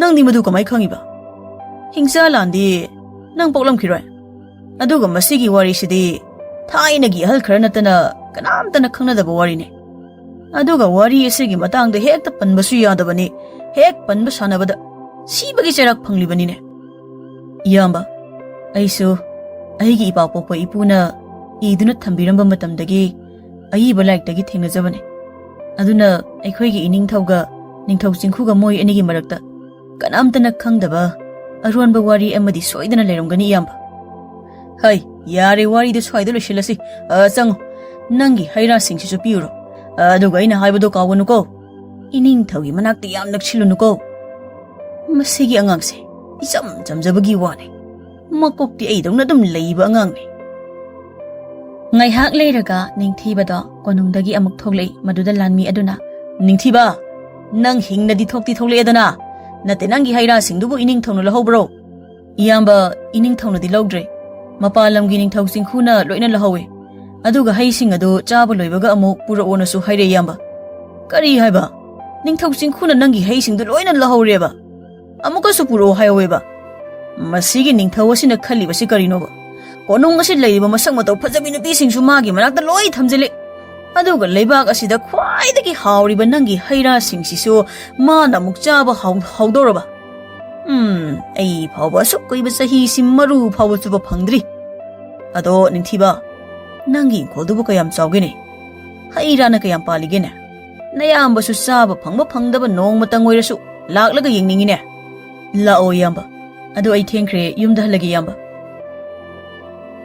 ꯋꯥꯍꯩ ꯑꯁꯤ ꯍꯥꯏꯔꯝꯗꯨꯅ ꯅꯤꯡꯊꯤꯕ ꯌꯨꯝꯗ ꯄꯔꯞ ꯍꯟꯈꯤ ꯂꯥꯟꯃꯤ ꯑꯗꯨꯁꯨ ꯅꯤꯡꯊꯤꯕꯗ ꯃꯌꯥ ꯀꯥꯗꯨꯅ ꯌꯦꯡꯗꯨꯅ ꯂꯩꯍꯧꯏ ꯅꯤꯡꯊꯤꯕꯅ ꯌꯨꯝ ꯌꯧꯔꯛꯄꯒ ꯀꯣꯅꯨꯡꯒꯤ ꯋꯥꯔꯤ ꯄꯨꯝꯕ ꯔꯥꯖꯀꯨꯃꯥꯔꯤ ꯂꯥꯏꯖꯂꯦꯝꯕꯤꯒ ꯃꯃꯥꯒꯗ ꯇꯝꯂꯝꯃꯤ ꯋꯥꯔꯤꯁꯤꯡ ꯑꯗꯨ ꯇꯥꯕꯗ ꯔꯥꯖꯀꯨꯃꯥꯔꯤ ꯂꯥꯏꯖꯂꯦꯝꯕꯤꯗꯨ ꯃꯄꯥ ꯅꯤꯡꯊꯧꯗ ꯌꯥꯝꯅ ꯁꯥꯎꯔꯝꯃꯤ ꯑꯗꯨꯒ ꯃꯃꯥꯒꯤꯗꯃꯛꯇꯁꯨ ꯌꯥꯝꯅ ꯀꯞꯂꯝꯃꯤ ꯔꯥꯖꯀꯨꯃꯥꯔꯤ ꯂꯥꯏꯖꯂꯦꯝꯕꯤ ꯃꯍꯥꯛꯀꯤ ꯃꯇꯧ ꯎꯔꯒ ꯅꯤꯡꯊꯤꯕ ꯃꯃꯥ ꯃꯆꯥꯁꯨ ꯌꯥꯝꯅ ꯅꯨꯡꯉꯥꯏꯔꯝꯗꯦ ꯑꯗꯨꯅ ꯅꯤꯡꯊꯤꯕꯕꯨ ꯅꯨꯡꯁꯤꯅ ꯊꯦꯝꯕꯤꯔꯝꯃꯤ ꯑꯁꯨꯝꯅ ꯅꯨꯃꯤꯠ ꯈꯔꯅꯤ ꯑꯃꯨꯛ ꯍꯧꯈꯤꯔꯝꯃꯤ ꯅꯤꯡꯊꯤꯕꯒ ꯔꯥꯖꯀꯨꯃꯥꯔꯤ ꯂꯥꯏꯖꯂꯦꯝꯕꯤꯒꯁꯨ ꯁꯨꯝ ꯂꯩꯃꯤꯟꯅꯔꯛꯄꯅ ꯄꯨꯛꯆꯦꯜ ꯈꯪꯅꯔꯛꯄꯗꯨꯅ ꯃꯤꯀꯨꯞ ꯑꯃ ꯎꯅꯗꯕꯗ ꯂꯥꯞꯅꯕꯗ ꯂꯩꯇꯥꯐꯝ ꯈꯪꯅꯗꯕ ꯌꯥꯝ ꯅꯨꯡꯁꯤꯕ ꯑꯋꯥꯕ ꯍꯥꯏꯕꯗꯨ ꯑꯣꯏꯔꯝꯃꯤ ꯑꯗꯨꯕꯨ ꯃꯤꯑꯣꯏ ꯑꯅꯤꯃꯛꯀꯤ ꯊꯃꯣꯏꯗ ꯐꯥꯎꯔꯤꯕ ꯊꯃꯣꯏꯒꯤ ꯃꯃꯜ ꯌꯥꯝꯂꯕ ꯑꯁꯦꯡꯕ ꯅꯨꯡꯁꯤꯕꯗꯨꯗꯤ ꯃꯣꯏ ꯑꯅꯤꯃꯛꯇꯤ ꯈꯪꯖꯔꯝꯗꯦ ꯅꯣꯡꯃꯗꯤ ꯅꯤꯡꯊꯤꯕꯒꯤ ꯃꯄꯥꯒ ꯃꯌꯥꯝꯕ ꯃꯇꯩꯕꯁꯤꯡꯁꯨ ꯔꯥꯖꯀꯨꯃꯥꯔꯤ ꯃꯣꯏꯗ ꯂꯣꯠꯇꯨꯅ ꯂꯩ ꯍꯥꯏꯕꯁꯤ ꯈꯪꯂꯛꯂꯝꯃꯤ ꯑꯗꯨꯅ ꯃꯄꯥꯒ ꯃꯌꯥꯝꯕꯒ ꯃꯇꯩꯃꯁꯤꯡꯒꯗꯨ ꯌꯥꯝꯅ ꯀꯤꯔꯝꯃꯤ ꯀꯤꯔꯕꯁꯨ ꯃꯤ ꯀꯅꯥ ꯑꯃꯠꯇꯗ ꯈꯪꯍꯟꯕ ꯍꯥꯏꯗꯣꯛꯄ ꯌꯥꯗꯕꯅ ꯃꯣꯏ ꯂꯣꯏꯅ ꯆꯞ ꯃꯥꯟꯅꯗꯨꯅ ꯔꯥꯖꯀꯨꯃꯥꯔꯤ ꯂꯥꯏꯖꯂꯦꯝꯕꯤꯕꯨ ꯈꯨꯜ ꯂꯩꯀꯥꯏ ꯀꯅꯥ ꯈꯪꯍꯟꯗꯅ ꯂꯣꯠꯇꯨꯅ ꯊꯝꯕꯤꯔꯝꯃꯤ ꯑꯗꯨꯅ ꯔꯥꯖꯀꯨꯃꯥꯔꯤ ꯂꯥꯏꯖꯂꯦꯝꯕꯤꯁꯨ ꯅꯤꯡꯊꯤꯕꯒꯤ ꯌꯨꯝꯗ ꯃꯌꯥꯝꯒꯤ ꯃꯃꯜ ꯌꯥꯝꯂꯕ ꯃꯤꯅꯨꯡꯁꯤꯒ ꯂꯣꯏꯅꯅ ꯀꯣꯅꯨꯡꯗꯒꯤ ꯍꯦꯟꯅ ꯅꯨꯡꯉꯥꯏꯅ ꯅꯤꯡꯊꯤꯕꯒꯤ ꯌꯨꯝꯗ ꯂꯩꯔꯝꯃꯤ ꯈꯨꯟꯒꯤ ꯀꯅꯥꯒꯨꯝꯕ ꯃꯤꯅ ꯅꯤꯡꯊꯤꯕꯒꯤ ꯌꯨꯝꯗ ꯂꯥꯛꯄꯗ ꯔꯥꯖꯀꯨꯃꯥꯔꯤ ꯂꯥꯏꯖꯂꯦꯝꯕꯤꯕꯨ ꯎꯈꯤꯕ ꯌꯥꯎꯔꯕꯁꯨ ꯅꯤꯡꯊꯤꯕꯒꯤ ꯃꯃꯥꯒꯤ ꯃꯄꯥꯝꯒꯤ ꯑꯉꯥꯡꯁꯤꯡꯅꯤ ꯍꯥꯏꯅ ꯃꯁꯛ ꯇꯥꯛꯂꯝꯃꯤ ꯑꯗꯨꯅ ꯃꯤꯁꯤꯡꯅꯁꯨ ꯔꯥꯖꯀꯨꯃꯥꯔꯤꯅꯤ ꯍꯥꯏꯕ ꯈꯪꯂꯝꯗꯦ ꯅꯣꯡꯃꯗꯤ ꯔꯥꯖꯀꯨꯃꯥꯔꯤ ꯂꯥꯏꯖꯂꯦꯝꯕꯤꯅ ꯅꯤꯡꯉꯥꯏ ꯇꯧꯃꯟꯕꯗꯒꯤ ꯂꯧꯕꯨꯛꯇ ꯂꯧ ꯂꯤꯡꯂꯤꯕꯤ ꯅꯤꯡꯊꯤꯕꯒꯤ ꯃꯇꯩꯃ ꯃꯌꯥꯝꯕ ꯍꯣꯏꯒꯤ ꯆꯥꯛ ꯊꯤꯟꯕꯗꯨ ꯅꯤꯡꯊꯤꯕꯒ ꯆꯠꯂꯝꯃꯤ ꯑꯗꯨꯒ ꯂꯧꯂꯤꯡꯕꯁꯨ ꯔꯥꯖꯀꯨꯃꯥꯔꯤ ꯂꯥꯏꯖꯂꯦꯝꯕꯤꯁꯨ ꯌꯥꯎꯔꯝꯃꯤ꯫ ꯑꯌꯣ ꯈ꯭ꯋꯥꯡ ꯌꯥꯝ ꯅꯥꯏꯌꯦ ꯅꯤꯡꯊꯤꯕ꯫ ꯉꯁꯥꯏꯗ ꯌꯥꯝ ꯅꯨꯡꯉꯥꯏꯅ ꯍꯥꯏꯗꯥꯏꯅꯦ ꯂꯤꯡꯈꯣꯗꯅ꯫ ꯃꯇꯩꯃ ꯑꯍꯟꯅ ꯅꯤꯡꯊꯤꯕ ꯂꯥꯏꯖꯁꯦ ꯌꯨꯝꯗ ꯄꯨꯔꯒ ꯀꯥꯃꯤꯟꯅꯈ꯭ꯔꯣ ꯃꯁꯥ ꯄꯨꯝꯕꯁꯨ ꯂꯩꯈꯣꯝ ꯂꯩꯅꯥꯡꯅ ꯂꯣꯏꯅ ꯂꯣꯏꯔꯦ ꯂꯥꯏꯖꯥ ꯌꯨꯝꯗ ꯀꯥꯔꯣ ꯋꯥꯕꯅ ꯂꯣꯏꯔꯝꯃꯅꯤ ꯅꯈꯨꯠꯀꯗꯨꯁꯨ ꯂꯣꯏ ꯀꯥꯏꯔꯅꯤ꯫ ꯏꯅꯝꯃ ꯅꯣꯏꯗꯤ ꯌꯥꯝ ꯀꯜꯂꯦ ꯋꯥꯏ ꯁꯨꯛꯋꯥꯏ ꯍꯥꯏꯗꯤꯌꯦ ꯑꯩꯗꯤ ꯁꯤꯗꯧꯔꯦ ꯍꯥꯏꯕ꯫ ꯁꯤꯈꯤꯅꯨ ꯂꯥꯛꯑꯣ ꯏꯕꯥꯅꯤ ꯌꯨꯝ ꯀꯥꯔꯁꯤ꯫ ꯄꯣꯕꯤꯌꯣ꯫ ꯀꯔꯤꯅꯣꯍꯦ ꯑꯉꯥꯡ ꯃꯆꯥꯗꯧꯅ꯫ ꯏꯀꯥꯏꯔꯞ ꯇꯧꯅ ꯍꯥꯏꯔꯛꯄꯅꯤ꯫ ꯃꯌꯥꯝꯕ ꯑꯍꯨꯝꯗꯨꯅ ꯂꯛꯅꯔꯛꯏ꯫ ꯅꯤꯡꯊꯤꯕ ꯄꯣꯕꯤꯔꯣꯅꯦ ꯂꯥꯏꯖꯗꯣ ꯆꯠꯄ ꯉꯝꯗ ꯇꯧꯔꯤꯅꯦ꯫ ꯃꯇꯩꯃ ꯑꯍꯨꯝꯗꯨꯅꯁꯨ ꯂꯥꯏꯖꯁꯦ ꯑꯉꯥꯡꯅꯤ ꯀꯩꯅꯣ ꯄꯣꯕꯤꯌꯨ ꯄꯣꯕꯤꯌꯨ꯫ ꯂꯥꯛꯑꯣ ꯏꯅꯝꯃ ꯍꯣꯏꯅꯁꯨ ꯄꯣꯕꯤꯌꯨ ꯍꯥꯏꯁꯦ ꯇꯥꯗ꯭ꯔꯣ ꯅꯤꯡꯊꯤꯕꯅ꯫ ꯅꯤꯡꯊꯤꯕ ꯃꯌꯥꯝꯕ ꯃꯇꯩꯃ ꯍꯣꯏꯗ ꯌꯦꯡꯂꯒ ꯑꯩꯈꯣꯏ ꯇꯥꯆꯧ ꯇꯌꯥꯏ ꯇꯥꯇꯣꯟ ꯏꯇꯩꯃ ꯍꯣꯏꯅ ꯏꯕꯥꯅꯤꯗ ꯂꯛꯅꯩꯅꯦ ꯍꯥꯏꯁꯦ ꯃꯥ ꯈꯪꯗ ꯃꯥꯜꯂꯦ꯫ ꯅꯪ ꯑꯩꯅ ꯍꯥꯏꯕ ꯌꯥꯔꯔꯣꯏ ꯑꯗꯨꯗꯤ ꯑꯩ ꯀꯣꯅꯨꯡꯗ ꯍꯜꯂꯒ ꯏꯄꯥ ꯅꯤꯡꯊꯧꯗ ꯂꯣꯏꯅ ꯍꯥꯏꯗꯣꯛꯑꯒꯦ꯫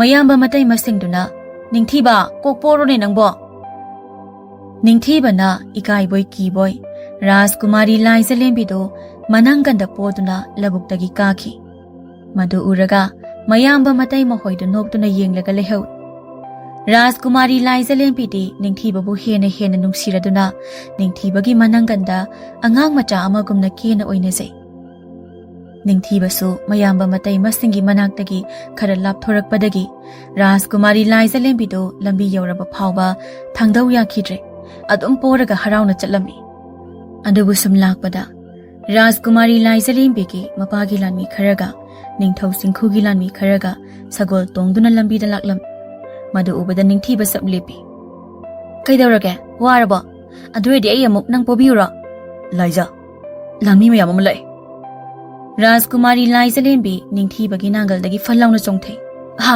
ꯀꯗꯥꯏꯅꯣ ꯑꯁꯤꯗꯤ ꯅꯤꯡꯊꯧ ꯆꯤꯡꯈꯨꯒꯤ ꯂꯥꯟꯃꯤꯁꯨ ꯌꯥꯎꯋꯦ ꯃꯣꯏꯗꯤ ꯁꯤꯗ ꯀꯩꯗꯧꯕ ꯂꯥꯛꯏꯖꯥꯅꯣ꯫ ꯂꯧ ꯀꯨꯝꯕ ꯑꯣꯏꯔꯝꯅꯤꯌꯦ꯫ ꯅꯤꯡꯊꯤꯕ ꯅꯪꯒꯤ ꯐꯥꯒꯤꯗꯣ ꯃꯇꯥꯡ ꯌꯥꯝ ꯆꯥꯗ꯭ꯔꯤꯀꯣ ꯁꯦ ꯑꯩꯒꯤ ꯃꯥꯏꯗ ꯂꯩꯈꯣꯝ ꯈꯔ ꯇꯩꯁꯜꯂꯛꯑꯣ ꯁꯦ ꯇꯩꯁꯜꯂꯛꯑꯣꯕ꯫ ꯀꯥꯏꯗꯤ ꯂꯩꯈꯣꯝꯅꯣ ꯑꯩꯉꯣꯟꯗꯗꯤ꯫ ꯅꯪꯒꯤ ꯈꯣꯡꯗ ꯂꯩꯈꯣꯝ ꯃꯌꯥꯝ ꯑꯃ ꯄꯛꯑꯦ ꯇꯨ ꯑꯗꯨꯗꯣ ꯑꯩꯒꯤ ꯃꯥꯏꯗ ꯇꯩꯁꯜꯂꯛꯑꯣꯕ ꯁꯦ ꯊꯨꯔꯣꯕ꯫ ꯑꯩꯒꯤ ꯈꯣꯡꯄꯥꯛꯇ ꯄꯛꯄ ꯂꯩꯈꯣꯝꯁꯦ ꯔꯥꯖꯀꯨꯃꯥꯔꯤꯗ ꯀꯃꯥꯏꯅ ꯇꯩꯌꯨ ꯍꯥꯏꯕꯅꯣ ꯑꯗꯨꯒ ꯅꯪꯗꯤ ꯍꯥꯟꯅꯗꯩꯁꯨ ꯂꯩꯈꯣꯝ ꯃꯌꯥꯝ ꯑꯃ ꯏꯇꯩ ꯇꯩꯔꯦ꯫ ꯑꯗꯨ ꯂꯥꯏꯖꯥ ꯅꯤꯡꯊꯧ ꯆꯤꯡꯈꯨꯒꯤ ꯑꯔꯥꯡꯕ ꯂꯥꯟꯃꯤꯁꯤꯡꯁꯦ ꯅꯣꯏꯒꯤ ꯅꯤꯡꯊꯧꯗꯧꯅ ꯅꯨꯄꯤ ꯅꯍꯥ ꯎꯕ ꯌꯥꯗꯦ ꯍꯥꯏꯕꯅꯦ ꯑꯗꯨꯅ ꯅꯪꯅꯦ ꯁꯣꯏꯅꯥꯏꯕꯤ ꯁꯥꯎꯀꯣ꯫ ꯃꯣꯏꯗꯤ ꯏꯕꯥꯅꯤꯕꯨ ꯇꯝꯅ ꯂꯥꯛꯑꯦ ꯂꯥꯛꯑꯣ ꯏꯕꯥꯅꯤꯁꯨ ꯑꯗꯨꯝ ꯆꯠꯁꯦ ꯅꯠꯇ꯭ꯔꯗꯤ ꯆꯤꯡꯅꯈ꯭ꯔꯅꯤ꯫ ꯍꯣꯏ ꯆꯠꯁꯦ ꯍꯣꯏ ꯆꯠꯁꯦ꯫ ꯑꯦ ꯀꯩꯗꯧꯔꯦ ꯅꯪꯅ ꯅꯈꯣꯡ ꯆꯤꯡ ꯆꯤꯡ ꯂꯥꯛꯏꯗꯨꯅ꯫ ꯑꯦ ꯅꯃꯥꯏꯗꯨꯅ ꯀꯩꯗꯧꯔꯦ ꯑꯃꯨꯛ ꯄꯩꯔꯒ ꯂꯩꯔꯝꯃꯤꯗꯨꯅ꯫ ꯅꯪꯕꯨ ꯍꯧꯖꯤꯛꯇ ꯑꯩꯁꯦ ꯁꯣꯏꯅꯥꯏꯕꯤ ꯁꯥꯎ ꯍꯥꯏꯗꯥꯏꯅꯦ꯫ ꯑꯣ ꯀꯥꯎꯏꯍꯦ ꯑꯩꯗꯤ ꯀꯤꯕꯨ ꯀꯤꯔꯨꯔꯦ꯫ ꯅꯤꯡꯊꯤꯕꯒ ꯔꯥꯖꯀꯨꯃꯥꯔꯤ ꯂꯥꯏꯖꯂꯦꯝꯕꯤꯒꯅ ꯁꯨꯝ ꯂꯥꯛꯄꯒ ꯂꯥꯟꯃꯤꯁꯤꯡ ꯑꯗꯨꯒ ꯊꯦꯡꯅꯔꯝꯃꯤ꯫ ꯃꯗꯨꯗ ꯂꯥꯟꯃꯤꯁꯤꯡ ꯑꯗꯨꯅ ꯅꯤꯡꯊꯤꯕꯒ ꯔꯥꯖꯀꯨꯃꯥꯔꯤ ꯂꯥꯏꯖꯂꯦꯝꯕꯤꯒꯗ ꯌꯥꯝ ꯃꯨꯟꯅ ꯌꯦꯡꯂꯒ ꯅꯣꯏ ꯑꯅꯤ ꯀꯥꯏꯗꯩꯅꯣ ꯂꯥꯛꯏꯁꯦ꯫ ꯂꯧꯕꯨꯛꯇꯒꯤꯅꯦ ꯑꯉꯝꯕꯁꯤꯡ꯫ ꯂꯧꯕꯨꯛꯇꯒꯤ ꯍꯥꯏꯕ ꯅꯨꯄꯤꯁꯤꯅ ꯀꯅꯥꯅꯣ ꯁꯣꯏꯅꯥꯏꯕꯤꯔꯥ꯫ ꯍꯣꯏ ꯃꯥꯅꯦ ꯃꯥ ꯁꯣꯏꯅꯥꯏꯕꯤꯅꯦ꯫ ꯁꯣꯏꯅꯥꯏꯔꯒ ꯀꯔꯤꯒꯤ ꯂꯧꯕꯨꯛꯇ ꯀꯨꯝꯍꯜꯂꯤꯅꯣ ꯍꯥ ꯊꯥꯖꯤꯜꯂꯧꯔꯥ ꯅꯪ꯫ ꯃꯥꯗꯤ ꯀꯨꯝꯗꯤꯌꯦ ꯃꯥꯗꯤ ꯂꯧꯔꯤꯗ ꯐꯝꯂꯒ ꯂꯩꯌꯦ꯫ ꯅꯤꯡꯊꯧ ꯆꯤꯡꯈꯨꯒꯤ ꯂꯥꯟꯃꯤꯁꯤꯡꯗꯨꯅ ꯂꯩꯁꯥꯕꯤꯔ ꯅꯨꯄꯤꯁꯦ꯫ ꯔꯥꯖꯀꯨꯃꯥꯔꯤ ꯂꯥꯏꯖꯂꯦꯝꯕꯤꯅ ꯑꯣꯏꯅ ꯃꯧꯅꯤꯍꯦ꯫ ꯆꯤꯡꯈꯨꯒꯤ ꯂꯥꯟꯃꯤꯁꯤꯡꯗꯨꯅ ꯑꯦ ꯉꯁꯥꯏꯒꯩꯗꯤ ꯇꯨꯃꯤꯟꯅ ꯂꯩꯔꯝꯕꯅꯤ ꯂꯩꯁꯥꯕꯤꯔꯗꯪ ꯍꯪꯂꯨꯕꯗ ꯃꯧꯅꯤ ꯀꯥꯏꯅ ꯃꯆꯤꯟ ꯈꯨꯝꯂꯛꯏꯅꯦ꯫ ꯌꯥ ꯇꯤꯟ ꯆꯥꯕꯒꯤ ꯁꯣꯔ ꯈꯔ ꯅꯝꯊꯤꯕꯁꯤꯗ ꯋꯥ ꯉꯥꯡꯕ ꯇꯟ ꯇꯧꯕꯅꯤꯗ ꯑꯗꯣ ꯑꯉꯝꯕꯁꯤꯡꯕꯨ ꯀꯔꯥꯏꯗꯅꯣ ꯂꯧꯕꯨꯛ ꯂꯝꯍꯥꯡ ꯌꯦꯡꯕ ꯂꯥꯛꯄꯤꯔꯤꯕ꯭ꯔꯣ꯫ ꯁꯣꯏꯅꯥꯏꯕꯤꯅꯤ ꯍꯥꯏꯕꯒꯤ ꯋꯥꯅꯤ ꯈꯣꯠꯂꯩ ꯈꯣꯟꯗꯥꯗꯤ ꯑꯣꯟꯊꯣꯛꯅ ꯅꯨꯡꯁꯤꯈꯤꯗ꯭ꯔꯦꯗ꯫ ꯑꯩ ꯁꯣꯏꯅꯥꯏꯕꯤ ꯑꯩꯈꯣꯏꯅ ꯂꯥꯛꯏꯁꯦ ꯂꯧꯕꯨꯛ ꯂꯝꯍꯥꯡ ꯌꯦꯡꯕ ꯂꯥꯛꯄ ꯅꯠꯇꯦꯅꯦ ꯂꯩꯕꯥꯛ ꯑꯁꯤꯒꯤ ꯃꯐꯝ ꯈꯪꯗꯅ ꯃꯥꯡꯈ꯭ꯔꯕꯤ ꯔꯥꯖꯀꯨꯃꯥꯔꯤ ꯂꯥꯏꯖꯂꯦꯝꯕꯤꯗꯣ ꯊꯤꯕ ꯂꯥꯛꯂꯤꯕꯅꯤꯅꯦ꯫ ꯀꯔꯤꯅꯣ ꯍꯥꯏꯕꯤꯔꯤꯕꯁꯤꯕꯣ ꯑꯩꯈꯣꯏꯒꯤ ꯂꯩꯕꯥꯛꯀꯤ ꯔꯥꯖꯀꯨꯃꯥꯔꯤꯕꯨ ꯃꯐꯝ ꯈꯪꯗꯅ ꯃꯥꯡꯈ꯭ꯔꯦꯕ ꯑꯗꯨꯁꯨ ꯀꯣꯅꯨꯡꯗꯒꯤ ꯂꯥꯟꯃꯤꯅ ꯈꯨꯔꯛ ꯍꯥꯡꯗꯅ ꯂꯩꯕ ꯃꯐꯝꯗꯒꯤ꯫ ꯔꯥꯖꯀꯨꯃꯥꯔꯤ ꯂꯥꯏꯖꯂꯦꯝꯕꯤꯅ ꯑꯃꯨꯛ ꯁꯣꯏꯗꯅ ꯀꯣꯅꯨꯡꯗ ꯂꯩꯕ ꯂꯥꯟꯃꯤꯁꯤꯡꯅ ꯐꯥꯕ ꯑꯣꯏꯔꯝꯒꯅꯤ꯫ ꯌꯥꯔꯦ ꯌꯥꯔꯦ ꯅꯣꯏ ꯑꯅꯤ ꯌꯥꯝ ꯊꯨꯖꯈ꯭ꯔꯣ ꯆꯠꯂꯣ ꯔꯥꯖꯀꯨꯃꯥꯔꯤꯕꯨ ꯀꯣꯅꯨꯡꯗ ꯂꯩꯕ ꯂꯥꯟꯃꯤꯁꯤꯡꯅ ꯐꯥꯕ ꯑꯣꯏꯔꯝꯒꯅꯤ ꯀꯥꯏꯅ ꯁꯣꯏꯅꯥꯏꯕꯤꯁꯤꯗꯤ꯫ ꯑꯗꯨꯗꯤ ꯑꯩꯈꯣꯏꯁꯨ ꯆꯤꯡꯂꯣꯝ ꯇꯝꯅ ꯑꯃꯨꯛ ꯆꯠꯁꯤ꯫ ꯂꯥꯟꯃꯤꯁꯤꯡ ꯑꯗꯨ ꯆꯠꯈꯤꯕꯒ ꯅꯤꯡꯊꯤꯕꯒ ꯔꯥꯖꯀꯨꯃꯥꯔꯤ ꯂꯥꯏꯖꯂꯦꯝꯕꯤꯒ ꯌꯦꯡꯅꯗꯨꯅ ꯅꯣꯛꯃꯤꯟꯅꯩ ꯑꯗꯨꯒ ꯌꯨꯝ ꯌꯧꯅꯕ ꯃꯣꯏ ꯑꯅꯤꯁꯨ ꯍꯟꯈꯤꯔꯝꯃꯤ꯫ Numidangi matam yaubaga ningthibagi imung manung amadi Rajkumari Laizalembiga hanagumna hara harapuna sa ising saminaduna magi kada pothaba changnarami. Adubu Rajkumari Laizalembiga ningthibagadi sumang matonda Fazaraba thasagi thabal mangal adubu yengduna lehawi. Ningthibaga Rajkumari Laizalembiga na wakhal amagi ipakta tawminaduna thabal mangal yenglingai yam tangna thokpa yamna thajadaba maongda ningthibagi haira yamna paliba ingkhol huranba changlami. Huranba adu sotai kana nate konungi thongakpa lanmi adu oirami. Lanmi aduna aigi phiyo masidi haising hapada loina sigairidana kamdongni sidi karida asok yamlaba haira singsi hapkane hunchek lambasu pamui thawai khubakta haptuna sirabasu yari haina huranba laklibani moigi sangoi asida haira hapa yaba kari leiba haibadu tumin namta yenglukhige kana no sumang matonda thabal manganda wari nungari bani sina ningthibani ne konjel sidi nupi sina mai nupi oram tare Lanmi aduna ningthibagi sangoi aduda tamina changduna haira yamna hapa yaba khawgumba boragumba amasum thibada lotuna thamliba Rajkumari Laizalembina konungdagi chelakpa namita masada yarukpa Rajkumari gi phirol amadi sanagi liklei khuji khudopna chingba sana singadu Lanmi aduna thengnarami madu ubada Lanmi adu swai launa makok paiduna mikup khara leirami aduga Lanmi aduna sidi sanagi likline khudop sunine khuji shu sanagi leishunine lairaba hayyamba ningthiba mahakti masigi sanama yamsidi kaidage sina kaino sidi ekhoi Rajkumari Laizalembiina hek setpa Rajkumari gi phirol singdunine adudi hauji ningthibaga thabal manganda phaminaduna leiminariba nupi asi ekhoi Rajkumari Laizalembi mane soidana Rajkumari Laizalembi ne adudi ei hauji kaidogane ining thawna Rajkumari Laizalembi bu thiduna takpa ngamba mida yamlaba sana lupa da natana konungda phamnaiba amasu hapkani haibani ai nungai dore ai ina khundore Lanmi aduna harau man khradana ningthibagi sangoi manungda nokpado ningthibaga Rajkumari Laizalembiga na tarami aduna ningthibaga Rajkumari Laizalembiga na sangoi tamna changlaktuna yenglubada Lanmi aduna Rajkumari Laizalembi sana lupa amadi mapi marol singdu konduna harauna noktun leirambadu urami Lanmi aduna su ningthibaga Rajkumari ga changlakpadu hek ubaga khangpre khanglaga aina khanba chume ai Rajkumari sida leire ningthiba nangdi haira piba lakshinarga aikoigi Rajkumari asi huraduna puramli boire adubu hawjiti khanganidana ining thawda takthokuna nangbu akinba charak phangangai aduga aina konungi phamnaibasu phangba sana lupa mayam amasu phangba iyamba amukta wakhal tana phamlaga wari sanakhisi iyambana khalibu wakhaldo onare iyamba amukta wakhal tana phambiyo aigi wari se hanamdu tabiyo iyamba ningthiba ma kanano ma silhankhino wari sanakhisi sana pamlabasu ai pige tawbatabu aigi ipaning thawdadi takthokpigano ningthibaga Rajkumari gana haiba wasingdu tadabi Lanmi aduna ningthibabu inthoklamlaga mafam adudagi kanna chenkirami ningthibasu Lanmi adubu phanaba kanna tanarami adubu Lanmi aduna khonglei thokibana ningthibana tanaba phangdana Lanmi adu magi sagol adu tongduna chenkirami mapanda langnaba makhol adu tabada ningthibagi mama mapa mayamba matai masingsu loina senthoraklami aduga kari tawre haina hangbada Rajkumari Laizalembiga ningthibagana wari pumba lirami wari sing adu taraga mamaga mapagana imagi atomba isa Rajkumari se mafam asidagi putuna yam thuna senkro karigumba ining thawgi Lanmi singduna isa anibu phangkhrabadi ihaibi thawai soidana manglagani chalo matam asi leitre imagi atomba ipane nakhura yamagi sagol angang bidu lorke aduga mafam asidagi yamna thuna chenkro matai ma ahumduna atomba noi ani ngaiko itei mo hoigi leiriba sanagi liklei kharadu paisinko madunane noi ani yarabadi leibak asi thadoktuna lapna chenkro aina chenkraga ima pa abai teima ꯊꯥꯖꯧ ꯑꯩꯅ ꯀꯝꯗꯧ ꯍꯧꯒꯅꯤ ꯃꯌꯥꯝꯕ ꯑꯍꯨꯝꯗꯨꯅ ꯑꯇꯣꯝꯕ ꯅꯪ ꯑꯩꯈꯣꯏꯒꯤꯗꯃꯛꯇ ꯀꯔꯤꯃꯇ ꯈꯟꯒꯅꯨꯅꯦ ꯑꯩꯈꯣꯏ ꯀꯔꯤꯁꯨ ꯇꯧꯔꯣꯏꯅꯦ ꯑꯗꯨꯅ ꯑꯩꯈꯣꯏꯅ ꯍꯥꯏꯔꯤꯕꯁꯦ ꯅꯪ ꯌꯥꯔꯣ ꯃꯇꯝꯁꯤ ꯂꯩꯇ꯭ꯔꯕꯅꯦ ꯀꯣꯅꯨꯡꯒꯤ ꯂꯥꯟꯃꯤꯁꯤꯡꯗꯨ ꯌꯧꯔꯛꯄꯅ ꯍꯥꯜꯂꯅꯤꯅꯦ ꯅꯪꯕꯣ ꯑꯩ ꯅꯣꯏ ꯃꯌꯥꯝ ꯊꯥꯗꯣꯛꯇꯨꯅ ꯆꯠꯄ ꯉꯝꯂꯣꯏꯌꯦ ꯏꯃꯥꯒꯤ ꯑꯇꯣꯝꯕ ꯏꯆꯥ ꯂꯥꯏꯖꯂꯦꯝꯕꯤꯒꯤ ꯄꯨꯟꯁꯤ ꯀꯟꯗꯕ ꯌꯥꯗꯕꯅꯤ ꯀꯔꯤꯒꯨꯝꯕ ꯏꯆꯥ ꯂꯥꯏꯖꯂꯦꯝꯕꯤꯁꯦ ꯅꯤꯡꯊꯧ ꯆꯤꯡꯈꯨꯒꯤ ꯃꯈꯨꯠꯇ ꯇꯥꯈ꯭ꯔꯕꯗꯤ ꯏꯆꯥ ꯂꯥꯏꯖꯂꯦꯝꯕꯤꯒꯤ ꯄꯨꯟꯁꯤꯁꯦ ꯅꯧꯔꯣꯞꯇ ꯇꯥꯕꯒ ꯆꯞ ꯃꯥꯟꯅꯒꯗꯧꯔꯤꯕꯅꯤ ꯑꯗꯨꯅ ꯅꯣꯏ ꯑꯅꯤ ꯆꯦꯟꯈ꯭ꯔꯣ ꯏꯃꯥ ꯍꯣꯏꯅꯦ ꯏꯆꯥ ꯂꯥꯏꯖꯂꯦꯝꯕꯤꯒꯤ ꯁꯅꯥꯒ ꯐꯤꯔꯣꯜꯁꯤꯡꯒꯁꯦ ꯐꯨꯝꯖꯤꯟꯈ꯭ꯔꯒꯦ ꯑꯗꯨꯒ ꯀꯔꯤꯃꯇ ꯈꯪꯗꯕ ꯁꯥꯗꯨꯅ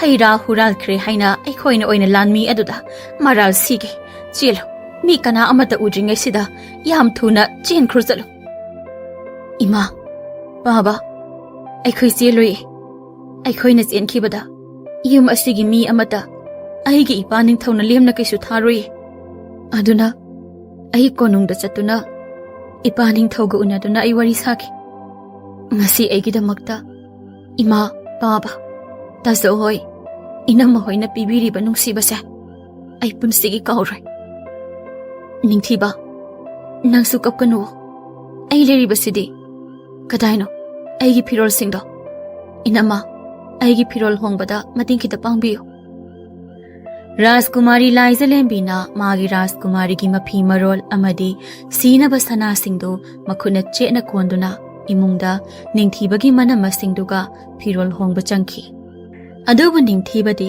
ꯂꯥꯏꯖꯂꯦꯝꯕꯤꯒꯤ ꯃꯄꯥ ꯅꯤꯡꯊꯧ ꯄꯥꯟꯊꯧꯕꯒꯤ ꯃꯤꯍꯨꯜ ꯈꯪꯕꯅꯤꯅ ꯃꯥꯒꯤ ꯃꯃꯥ ꯃꯄꯥ ꯃꯌꯥꯝꯕ ꯃꯇꯩꯃꯁꯤꯡ ꯑꯃꯗꯤ ꯑꯉꯥꯡꯁꯤꯡꯗꯨꯒꯤ ꯈꯟꯕꯗ ꯌꯥꯝꯅ ꯋꯥꯔꯝꯃꯤ ꯃꯤꯀꯨꯞ ꯈꯔ ꯂꯩꯔꯒ ꯂꯥꯏꯖꯂꯦꯝꯕꯤꯁꯨ ꯃꯥꯒꯤ ꯑꯁꯦꯡꯕ ꯔꯥꯖꯀꯨꯃꯥꯔꯤꯒꯤ ꯁꯛꯇꯝꯗ ꯃꯄꯥꯟꯗ ꯊꯣꯛꯂꯛꯂꯝꯃꯤ ꯑꯗꯨꯒ ꯅꯤꯡꯊꯤꯕꯒꯤ ꯃꯄꯥꯅ ꯃꯈꯨꯔꯥꯗꯒꯤ ꯂꯧꯔꯨꯕ ꯁꯒꯣꯜ ꯑꯗꯨꯗ ꯇꯣꯡꯈꯠꯇꯨꯅ ꯈꯣꯟꯖꯦꯜ ꯅꯤꯛꯅ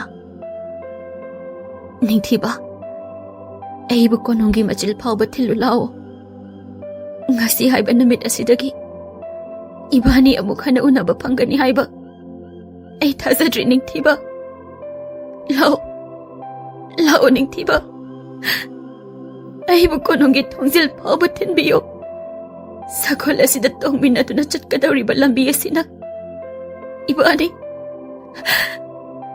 ꯄꯨꯟꯁꯤꯒꯤ ꯁꯥꯡꯂꯕ ꯃꯤꯀꯨꯞ ꯑꯗꯨꯅꯤ ꯈꯟꯖꯔꯒꯦ ꯏꯃꯥ ꯕꯥꯕꯥ ꯇꯥꯆꯧ ꯇꯌꯥꯏ ꯇꯥꯇꯣꯟ ꯏꯅꯝꯃ ꯅꯣꯏ ꯀꯩꯁꯨ ꯇꯧꯔꯣꯏꯌꯦ ꯅꯆꯜ ꯂꯥꯏꯖꯂꯦꯝꯕꯤ ꯂꯩꯔꯤꯕ ꯑꯁꯤꯗꯤ ꯂꯥꯏꯖꯂꯦꯝꯕꯤꯒꯤ ꯋꯥꯍꯩꯁꯤꯡ ꯑꯗꯨ ꯇꯥꯕꯗ ꯅꯤꯡꯊꯤꯕꯒꯤ ꯃꯃꯥ ꯃꯄꯥ ꯃꯌꯥꯝꯕ ꯃꯇꯩꯃꯁꯤꯡꯗꯨ ꯍꯤꯛ ꯂꯥꯎꯅ ꯀꯞꯂꯝꯃꯤ ꯑꯗꯨꯒ ꯅꯤꯡꯊꯤꯕꯁꯨ ꯃꯃꯥꯒ ꯃꯄꯥꯒꯅ ꯊꯦꯝꯗꯨꯅ ꯔꯥꯖꯀꯨꯃꯥꯔꯤ ꯂꯥꯏꯖꯂꯦꯝꯕꯤꯒꯤ ꯃꯇꯨꯡ ꯏꯟꯗꯨꯅ ꯆꯠꯅꯕ ꯑꯌꯥꯕ ꯄꯤꯔꯝꯃꯤ ꯑꯗꯨꯅ ꯅꯤꯡꯊꯤꯕ ꯂꯥꯏꯖꯂꯦꯝꯕꯤꯒ ꯄꯨꯟꯅ ꯁꯒꯣꯜ ꯑꯗꯨ ꯇꯣꯡꯗꯨꯅ ꯀꯣꯅꯨꯡ ꯇꯝꯅ ꯆꯠꯈꯤꯔꯝꯃꯤ ꯅꯤꯡꯊꯤꯕꯒ ꯂꯥꯏꯖꯂꯦꯝꯕꯤꯒꯅ ꯍꯦꯛ ꯆꯠꯈꯤꯕꯒ इखंग खंगौदना थोंगाकपा लानमी अदुना लाइजलेम्बीगी मपा निंगथौ अमदी मपागी अरोनबा मसानुपा अहुम अदुगा यामलबा लानमी मयाम अमगा पुदुना लंबी अमरोमदगी निंगथीबगी युम तमना लाक्लमी अदुगा निंगथीबगी इमुंग मनुंगी मिओई पुंबा तमथीना फु सैदुना राजकुमारी लाइजलेम्बीगा निंगथीबगा कराइदे लई हाइना हंगलमी अहानबदती निंगथीबगी ममा मपा मयामबा मतै मसिंगदु निंगथौना फना फु सैरबसु खंगदे हाइना उदे हाइना अरानबा पाउनी हाइना लोटलमी अदुबु निंगथौ पाथौबना युमगी अंगांग मचा मचा सिंग अदुसु मिनुंगसी लैतना फु सैबा तौरकपदगी निंगथीबगी ममागा मपागा राजकुमारी लाइजलेम्बी मतौ करमना युमसिदा लाक्तुना लैखिबनो हाइबगी वारी लिबदा नतना हौजिक निंगथीबगा राजकुमारी लाइजलेम्बीगा कोनुंगदा चटख्रे हनख्रे हाइना वारी लिरमी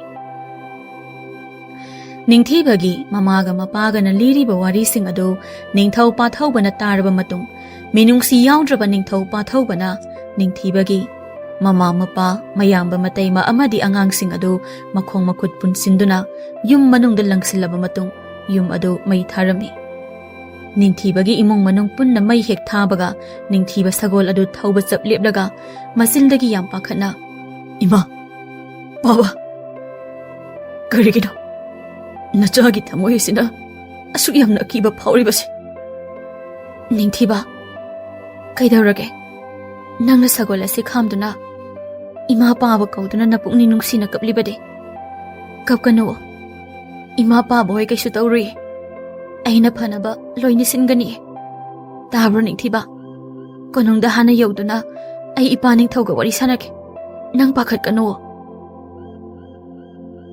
ningthiba Rajkumari lai zelimbigi wadu tadana sagol adu maning handuna ningthibagi khultamna yenglubada lapna mai kana chakpadu ningthibaga Rajkumari lai zelimbi kana urami madu hek ubada ningthibagi thamoida akiba ma ikhang khang haudana phauribadu mayek singlakpagum tawri aduna ningthibana laija nang sagol asi puduna konungdan khro ayimda halake ai ma pahop ki manak chalake se sagol asi tongduna nang konungdan khro lai zelimbi ningthiba sagol dagi phallawna chongthaduna mayung makai tamna kaptuna chenba hawi maduda Rajkumari lai zelimbi na tanaduna ningthiba isula ke ngai kho ningthiba se sagol asida karo se ai sula ke ningthiba mapi tai thokna nang lakla nang konungdan khro Rajkumari ima baba tacho itaima nanaho to mayum da lagle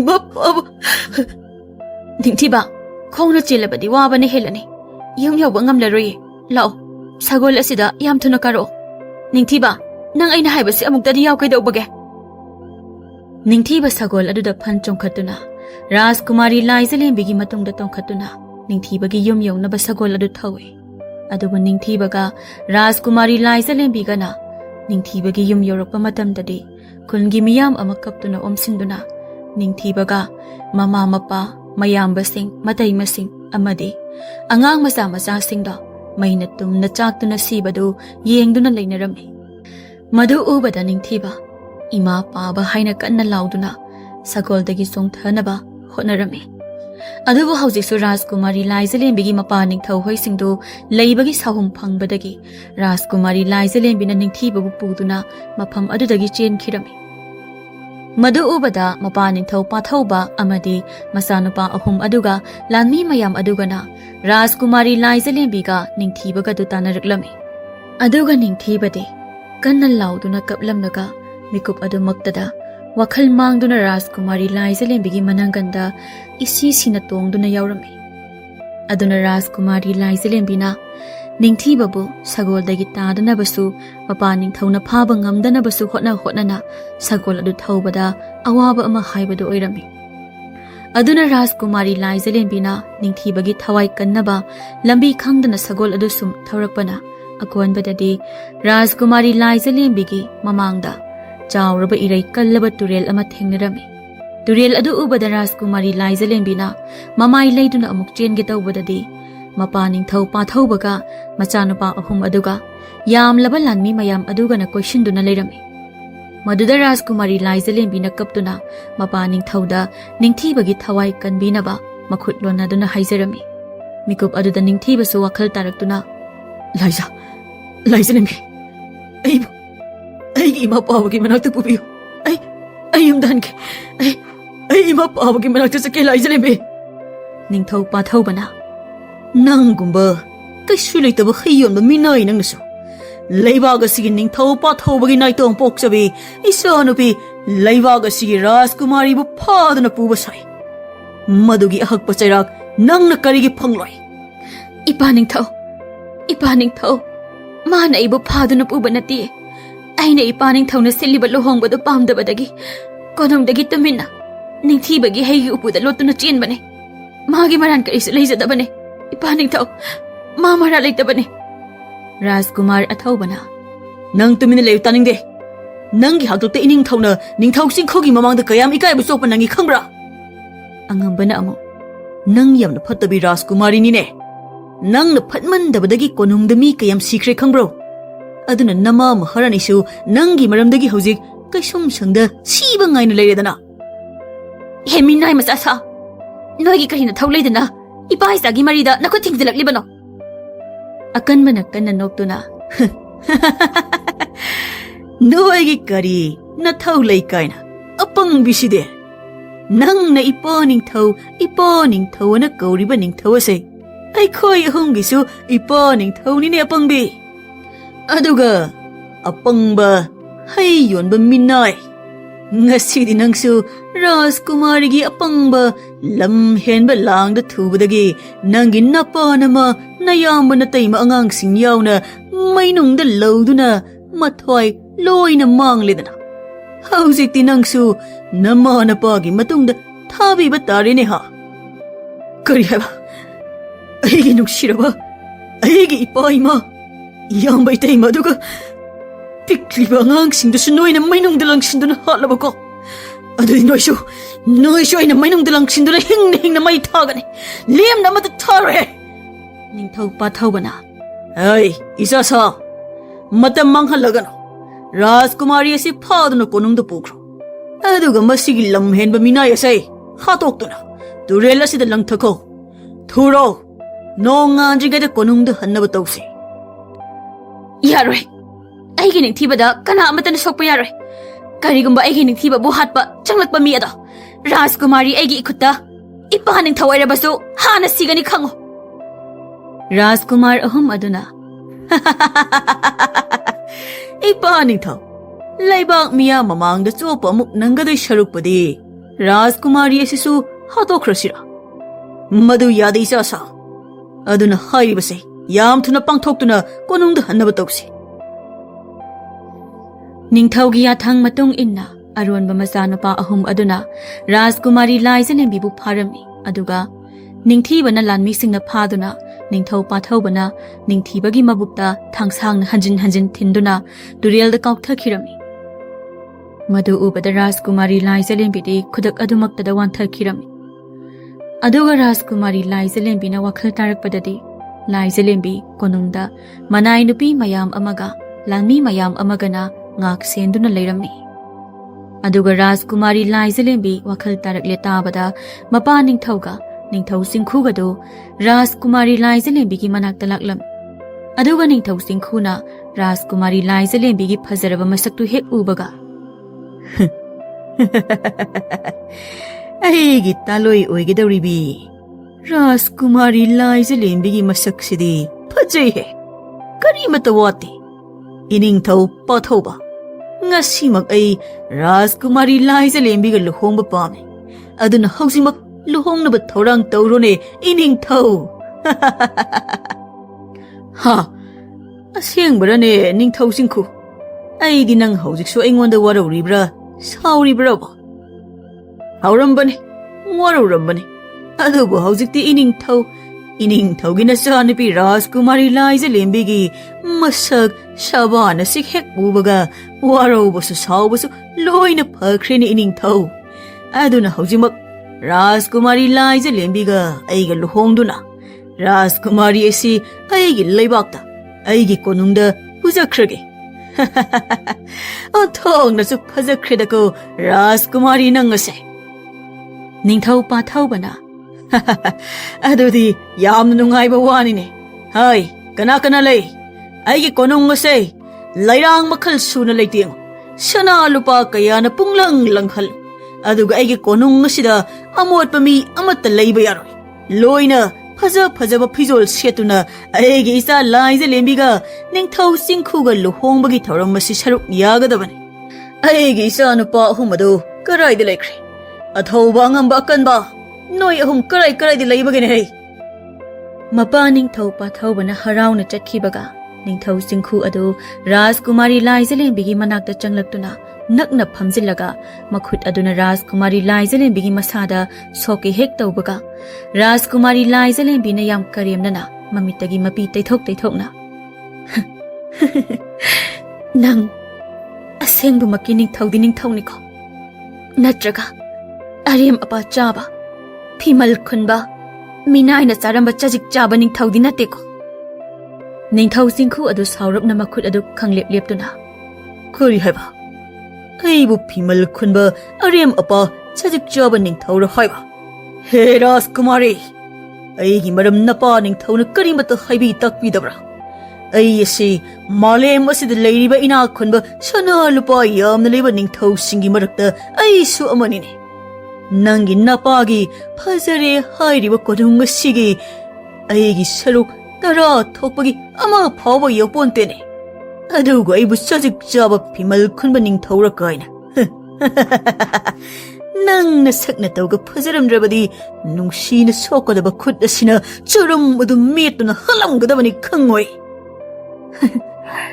ꯑꯗꯨꯗꯤ ꯅꯪ ꯏꯅꯥꯛ ꯐꯅ ꯈꯨꯜꯂꯁꯨ ꯅꯨꯄꯤ ꯐꯪꯗꯕ ꯑꯃꯕꯨ ꯐꯪꯂꯕꯗꯤ ꯃꯧ ꯑꯣꯏꯔꯕꯁꯨ ꯌꯥꯔꯤ ꯈꯟꯕ ꯃꯃꯜ ꯂꯩꯇꯕ ꯅꯤꯡꯊꯧꯗꯤ ꯁꯣꯏꯗꯅ ꯑꯣꯏꯒꯅꯤ ꯅꯁꯛꯇꯨꯁꯨ ꯁꯨꯝ ꯃꯥꯟꯁꯤꯜꯂꯛꯑꯦꯕ ꯔꯥꯖꯀꯨꯃꯥꯔꯤ ꯂꯥꯏꯖꯂꯦꯝꯕꯤꯒꯤ ꯋꯥꯗꯨ ꯇꯥꯕꯗ ꯅꯤꯡꯊꯧ ꯆꯤꯡꯈꯨ ꯑꯗꯨ ꯁꯥꯎꯃꯟꯈ꯭ꯔꯗꯨꯅ ꯔꯥꯖꯀꯨꯃꯥꯔꯤ ꯂꯥꯏꯖꯂꯦꯝꯕꯤꯒꯤ ꯆꯔꯝ ꯃꯦꯠꯇꯨꯅ ꯅꯪꯅ ꯑꯩꯉꯣꯟꯗ ꯍꯥꯏꯅꯤꯡꯂꯤꯕꯁꯤ ꯀꯔꯤꯅꯣ ꯍꯥꯏꯌꯣ ꯑꯩꯁꯤꯕꯨ ꯅꯪꯅ ꯅꯨꯄꯤ ꯐꯪꯗꯕ ꯃꯧꯗ ꯆꯣꯞꯄ ꯅꯤꯡꯊꯧ ꯑꯣꯏꯅ ꯎꯔꯤꯕ꯭ꯔꯥ ꯍꯥꯏꯕꯅꯦ ꯔꯥꯖꯀꯨꯃꯥꯔꯤ ꯂꯥꯏꯖꯂꯦꯝꯕꯤ ꯃꯃꯤꯠ ꯃꯅꯥ ꯂꯪꯈꯠꯇꯨꯅ ꯌꯥꯝ ꯋꯥꯅ ꯑꯗꯨꯗꯤ ꯑꯩꯉꯣꯟꯗ ꯁꯧꯂꯛꯂꯤꯗꯨ ꯀꯔꯤꯒꯤꯅꯣ ꯑꯩꯁꯨ ꯃꯧꯅꯦ ꯃꯧ ꯑꯗꯨꯁꯨ ꯃꯤꯅꯥꯏ ꯑꯃꯅ ꯂꯧꯗꯨꯅ ꯅꯨꯃꯤꯠ ꯀꯌꯥꯅꯤ ꯂꯩꯔꯨꯔꯕ ꯃꯧꯅꯤ ꯃꯧ ꯋꯥꯍꯩ ꯑꯁꯤ ꯇꯥꯕꯗ ꯅꯤꯡꯊꯧ ꯆꯤꯡꯈꯨꯒꯤ ꯃꯈꯨꯠ ꯑꯅꯤ ꯑꯗꯨ ꯔꯥꯖꯀꯨꯃꯥꯔꯤ ꯂꯥꯏꯖꯂꯦꯝꯕꯤꯒꯤ ꯃꯉꯛ ꯁꯝꯗꯒꯤ ꯐꯠ ꯊꯥꯗꯣꯛꯂꯒ ꯀꯔꯤ ꯍꯥꯏꯕ ꯅꯪ ꯍꯩ ꯌꯣꯟꯕ ꯂꯥꯛꯄ ꯃꯤꯅꯥꯏ ꯑꯗꯨꯅ ꯅꯨꯃꯤꯠ ꯀꯌꯥꯅꯤ ꯂꯧꯗꯨꯅ ꯂꯩꯔꯨꯔꯦ ꯍꯥꯏꯕ ꯍꯣꯏ ꯑꯩ ꯃꯤꯅꯥꯏ ꯅꯤꯡꯊꯤꯕꯅ ꯂꯧꯔꯕ ꯃꯧꯅꯦ ꯅꯪꯅ ꯑꯩꯕꯨ ꯄꯥꯝꯂꯕꯗꯤ ꯂꯨꯍꯣꯡꯂꯁꯨ ꯑꯩꯗꯤ ꯀꯩꯁꯨ ꯀꯥꯏꯗꯦ ꯑꯗꯨꯕꯨ ꯅꯪ ꯑꯩꯒꯤ ꯅꯨꯄꯥ ꯑꯍꯜꯗꯤ ꯑꯣꯏꯕ ꯌꯥꯔꯣꯏ ꯅꯨꯄꯥ ꯑꯇꯣꯝꯕ ꯑꯣꯏꯒꯗꯕꯅꯤ ꯃꯤꯅꯥꯏꯅ ꯅꯨꯄꯥ ꯑꯍꯜ ꯅꯤꯡꯊꯧꯅ ꯅꯨꯄꯥ ꯑꯇꯣꯝꯕ ꯑꯩꯒꯤ ꯂꯥꯏꯕꯛ ꯑꯁꯦ ꯑꯣꯟꯊꯣꯛꯅꯁꯨ ꯐꯩꯗꯀꯣ ꯑꯗꯨ ꯏꯅꯤꯡꯊꯧ ꯅꯪ ꯑꯩꯒꯤ ꯏꯄꯥ ꯅꯤꯡꯊꯧꯗꯗꯤ ꯍꯥꯏꯔꯨꯅꯨꯀꯣ ꯑꯃꯨꯛ ꯅꯣꯛꯅꯈꯤꯅꯤ ꯑꯩꯒꯤ ꯏꯄꯥ ꯅꯤꯡꯊꯧꯗꯣ ꯌꯥꯝ ꯁꯤꯡꯕꯅꯤ ꯅꯣꯛꯅꯕꯁꯨ ꯌꯥꯝꯅ ꯀꯟꯕꯅꯤ ꯑꯗꯨꯅꯕꯨ ꯋꯥꯔꯤ ꯄꯨꯝꯕ ꯂꯣꯏꯅ ꯈꯪꯅ ꯍꯔꯥꯎ ꯍꯔꯥꯎ ꯂꯨꯍꯣꯡꯅꯕ ꯁꯤꯜꯂꯥꯡꯕ ꯆꯠꯈ꯭ꯔꯤꯗꯨꯅꯤ ꯔꯥꯖꯀꯨꯃꯥꯔꯤ ꯂꯥꯏꯖꯂꯦꯝꯕꯤꯒꯤ ꯋꯥꯗꯨ ꯇꯥꯕꯗ ꯅꯤꯡꯊꯧ ꯆꯤꯡꯈꯨꯗꯨ ꯑꯁꯥꯎꯕꯅ ꯃꯩ ꯍꯧꯗꯨꯅ ꯊꯣꯛꯈꯤ ꯅꯤꯡꯊꯧ ꯆꯤꯡꯈꯨꯅ ꯍꯦꯛ ꯊꯣꯛꯈꯤꯕꯒ ꯔꯥꯖꯀꯨꯃꯥꯔꯤ ꯂꯥꯏꯖꯂꯦꯝꯕꯤ ꯅꯤꯡꯊꯤꯕꯒꯤ ꯋꯥꯈꯜꯗ ꯍꯤꯛ ꯂꯥꯎꯅ ꯀꯞꯂꯛꯂꯤ ꯉꯥꯏꯍꯥꯛ ꯂꯩꯔꯒꯗꯤ ꯅꯤꯡꯊꯧ ꯆꯤꯡꯈꯨ ꯑꯗꯨꯅ ꯅꯤꯡꯊꯧ ꯄꯥꯊꯧꯕꯅ ꯂꯨꯍꯣꯡꯕꯒꯤ ꯁꯦꯝ ꯁꯥꯔꯤꯕꯁꯤꯡꯗꯨ ꯊꯨꯒꯥꯏ ꯌꯥꯟꯈꯥꯏꯔꯝꯂꯒ ꯌꯥꯝ ꯁꯥꯎꯅ ꯃꯥꯒꯤ ꯂꯥꯟꯃꯤꯁꯤꯡ ꯑꯗꯨ ꯄꯨꯗꯨꯅ ꯅꯤꯡꯊꯧ ꯄꯥꯊꯧꯕꯗ ꯁꯤꯡꯅꯔꯝꯂꯒ ꯃꯔꯩꯕꯥꯛ ꯇꯍꯟꯈꯤ ꯅꯤꯡꯊꯧ ꯆꯤꯡꯈꯨꯅ ꯆꯠꯈꯤꯕꯒ ꯃꯄꯥ ꯅꯤꯡꯊꯧꯒ ꯃꯆꯥꯅꯨꯄꯥ ꯑꯍꯨꯝ ꯑꯗꯨꯒ ꯔꯥꯖꯀꯨꯃꯥꯔꯤ ꯂꯥꯏꯖꯂꯦꯝꯕꯤꯒꯤ ꯃꯅꯥꯛꯇ ꯂꯥꯛꯇꯨꯅ ꯅꯤꯡꯊꯧ ꯆꯤꯡꯈꯨꯅ ꯁꯥꯎꯕꯒꯤ ꯃꯔꯝ ꯍꯪꯗꯨꯅ ꯔꯥꯖꯀꯨꯃꯥꯔꯤ ꯂꯥꯏꯖꯂꯦꯝꯕꯤꯕꯨ ꯇꯝꯊꯤꯅ ꯐꯨꯔꯝꯃꯤ ꯑꯗꯨꯕꯨ ꯔꯥꯖꯀꯨꯃꯥꯔꯤ ꯂꯥꯏꯖꯂꯦꯝꯕꯤ ꯃꯔꯣꯜ ꯊꯣꯛꯇꯕꯤ ꯑꯃꯒꯨꯝꯅ ꯆꯩꯅꯥꯁꯤꯡ ꯑꯗꯨ ꯈꯥꯡꯗꯨꯅ ꯇꯨꯃꯤꯟꯅ ꯑꯗꯨꯝ ꯂꯩꯔꯝꯃꯤ ꯔꯥꯖꯀꯨꯃꯥꯔꯤ ꯂꯥꯏꯖꯂꯦꯝꯕꯤꯒꯤ ꯑꯅꯝ ꯀꯟꯕ ꯃꯇꯧ ꯑꯗꯨꯗ ꯃꯄꯥ ꯅꯤꯡꯊꯧ ꯃꯩ ꯍꯧꯅ ꯁꯥꯎꯔꯗꯨꯅ ꯔꯥꯖꯀꯨꯃꯥꯔꯤ ꯂꯥꯏꯖꯂꯦꯝꯕꯤꯕꯨꯁꯨ ꯀꯩꯁꯨꯝꯁꯪꯗ ꯃꯃꯥꯒꯤ ꯃꯅꯥꯛꯇ ꯂꯪꯁꯤꯟꯗꯨꯅ ꯊꯝꯈꯤꯔꯝꯃꯤ